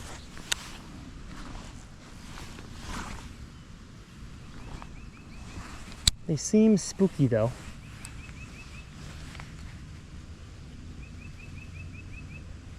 They seem very spooky. Again, would not have seen these without my polarizers. I'm gonna get closer, see what I can see. Yeah, they're on a bed, but I mean, they're not very committed. They both spooked really fast. If I had different gear, I'd spend more time on that fish, but I don't. They're not big anyways, so. But you know what? This pond's got more depth to it than I thought.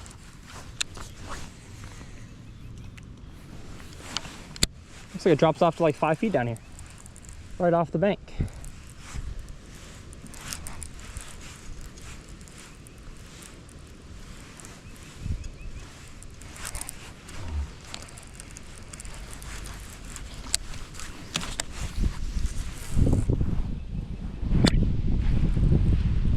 I just don't like the look of this pond as much.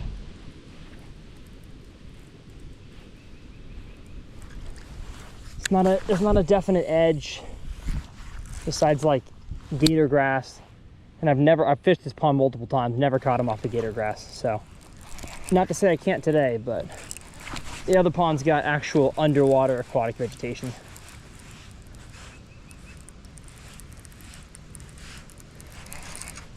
I caught plenty of bass in ponds. Oh, here we go.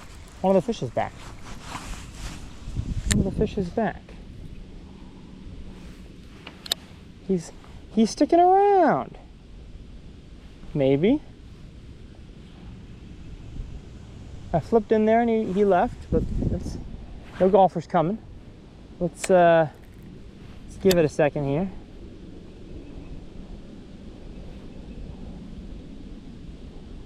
Where is he at? I think I see his nose barely sticking into the bed from the left side looking right. There he is, yep. Hopped it. He didn't leave, but he's not like in the bed. So I'm shocked to see a bedfish right now. I guess it's been cold, so maybe that cooled the water down and got the fish thinking about spawning again. All right, fish seems to be hanging more off the edge, so I'm going to cast it to the edge of the bed. Bed fishing's one of those things that just takes a long time, and unless they're a giant, oftentimes it's not worth your time to sit there on a 2-pounder for hours and hours and hours. It's better just to lock a lure in your hand and go fishing.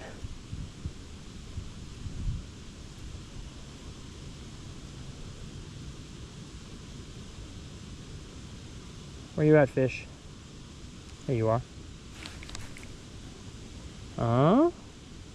Come on.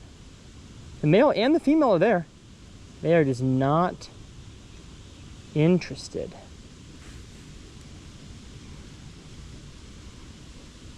They're not interested. Female's 2.5 pounds. She's nice. She's decent.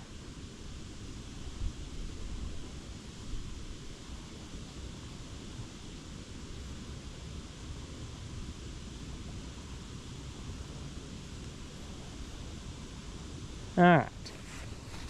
Not worth my time. Let's keep it moving. Like, what are we doing? Oh my gosh, another one. Dude, well, they're on beds. What are we doing? They are on beds. Crazy. I'm going to leave this here on the bed. back up. See if that fish wants to come back. This is nuts. Did not expect a single bedfish today. So if they're on beds here, they were on beds at the other pond. I was not even looking down at the bank to see if they were on beds. It was dumb of me. Mucho dumb. Well, yeah, this explains why they're not really eating topwater that good, because they're not done spawning. They're getting there, but they're not done. All right. I see a cart person coming, so I'm just gonna get out of here. I'm gonna get out of here. I think it's a bev cart person, so they probably don't care as much.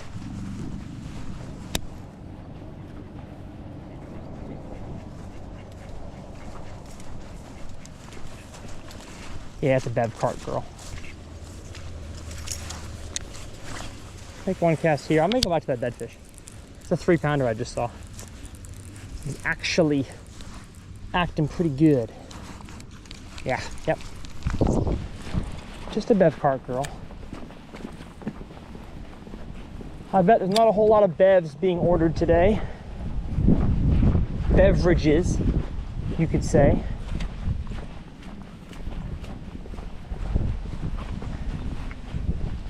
Good thing about this hole is I can see the golfers coming from the next hole, or the previous hole. We on a bed here? What are we doing?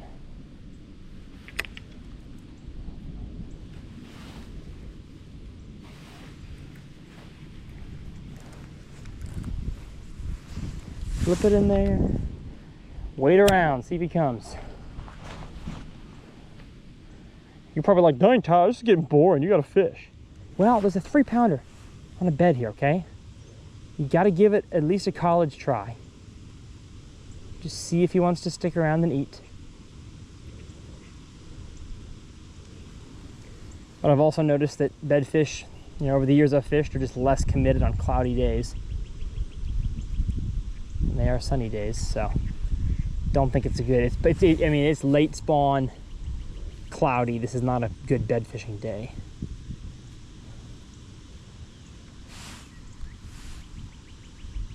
And I do not see this fish. The fish over there were coming back faster than this one is. I don't see him at all. Don't see this fish at all. Let me hop and see if he's there. I just don't see him. No.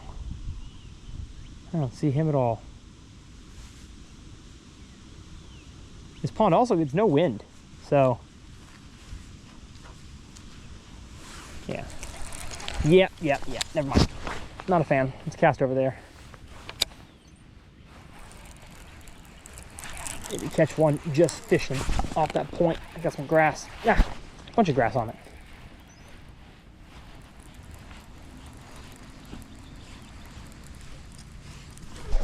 Here we go. Oh my gosh. Oh my gosh. Another big. Oh, dang it. Dang it. That was a 4-pounder. Oh man. Just the lightest bite ever. And I saw the way the hook was in his mouth. He did not have it by much, and I had to horse him to try to get him over all this gator grass. Darn it. Oh man. That's not good. That's not good, cuh. But good to know, there are nice fish in here. Fish was very clearly displaying spawn or immediate post-spawn feeding behaviors where they just kind of nip at it. They don't clobber it. Post-spawn, full-blown post-spawn and full-blown pre-spawn are when they clobber it. That guy did not clobber. Do not redeem. Dang. Dang. Well, you know what they say. You can't always get what you want, but you can try sometimes. And you just might find that you get what you need. There's a lot of snot over there.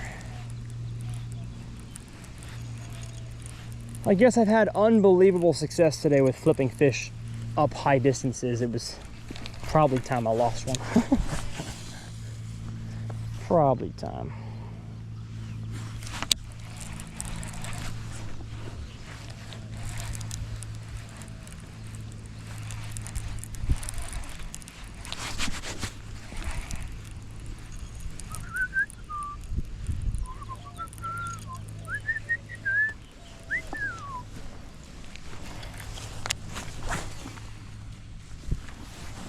That fish could have been on a bed. Not entirely sure. It'd be a deep bed if it was. But that's just the way it hit. Did not really want it. Just wanted it out of its area. Like it had the hook in the corner, top, weak part of the lip. Oh, I really want to get a jig and flip the edge. I could. See, you know what? I say that. I have a jig. I have plenty of jigs. I brought my jig box. So I could do that. But we're a long ways into this video already. Oh, that was biting. Got bumped. I got bumped. We're a long ways in.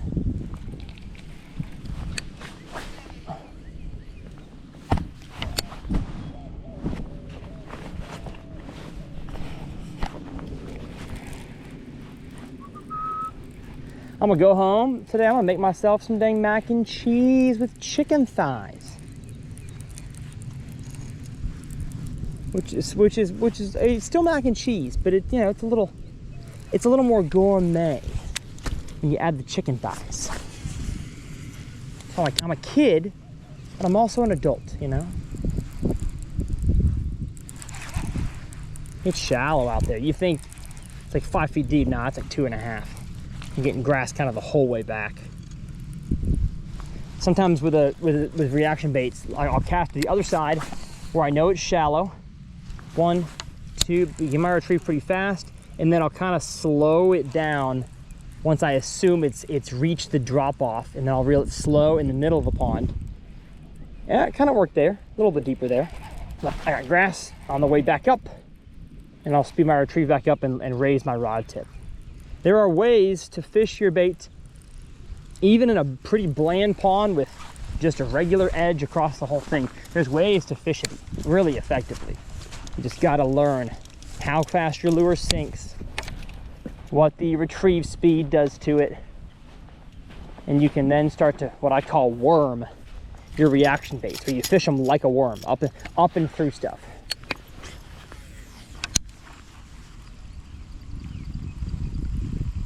Thinking I catch one on the buzzbait.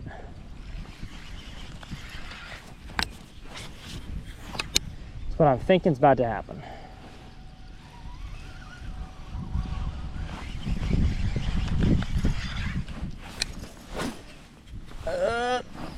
Oh, good cast. Oh, perfect. Right along the edge on the other side. Boo. Boo. You stink. I did catch some grass, but fish should still bite today. I don't care if it's got grass on it. It's delicious. It's delicious, they should say.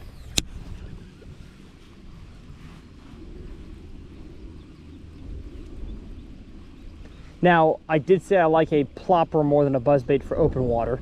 For this kind of a pond where you have mostly open water, but then the last 15 feet of my retrieve, I gotta reel it over gator grass. That is where a buzzbait or a buzz frog makes it a better lure. Yes, sir. Yes, sir.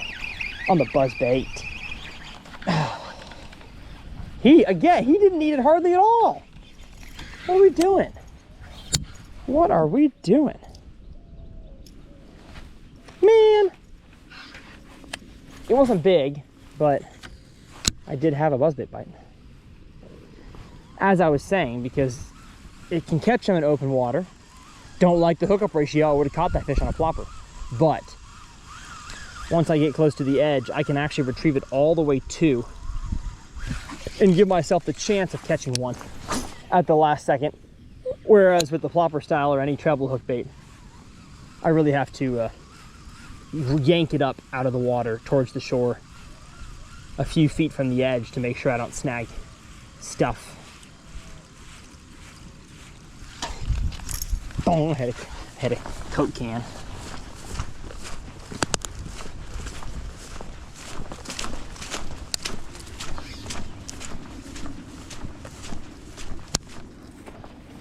I could see there being a bedfish around this area here. Very much could see that.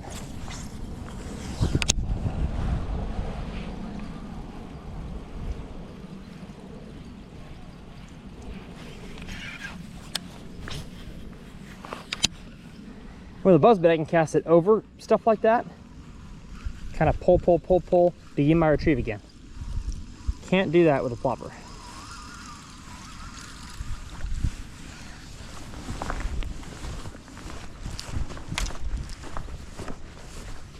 You know what, I'm gonna fish here first.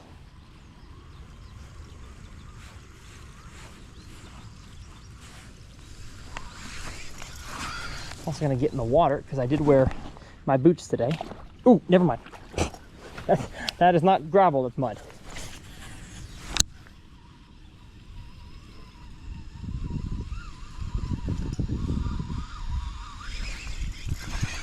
Nothing there on the buzzbait. Let's chatter my chicken here.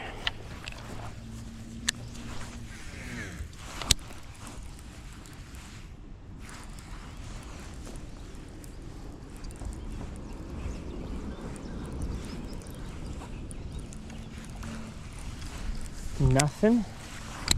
And then we're gonna finish by getting up high on the bridge here and looking down just to see if we see anything with my polarized sunglasses. See anything good? Do I see any beds? No, not really. It's hard to tell. I kind of feel like I see something in the gravel over here, but it's hard to tell. No, nothing. I'm gonna flip it though against the edge of that stuff there. Hop it. Wish I had more culverts to tie pig patrol.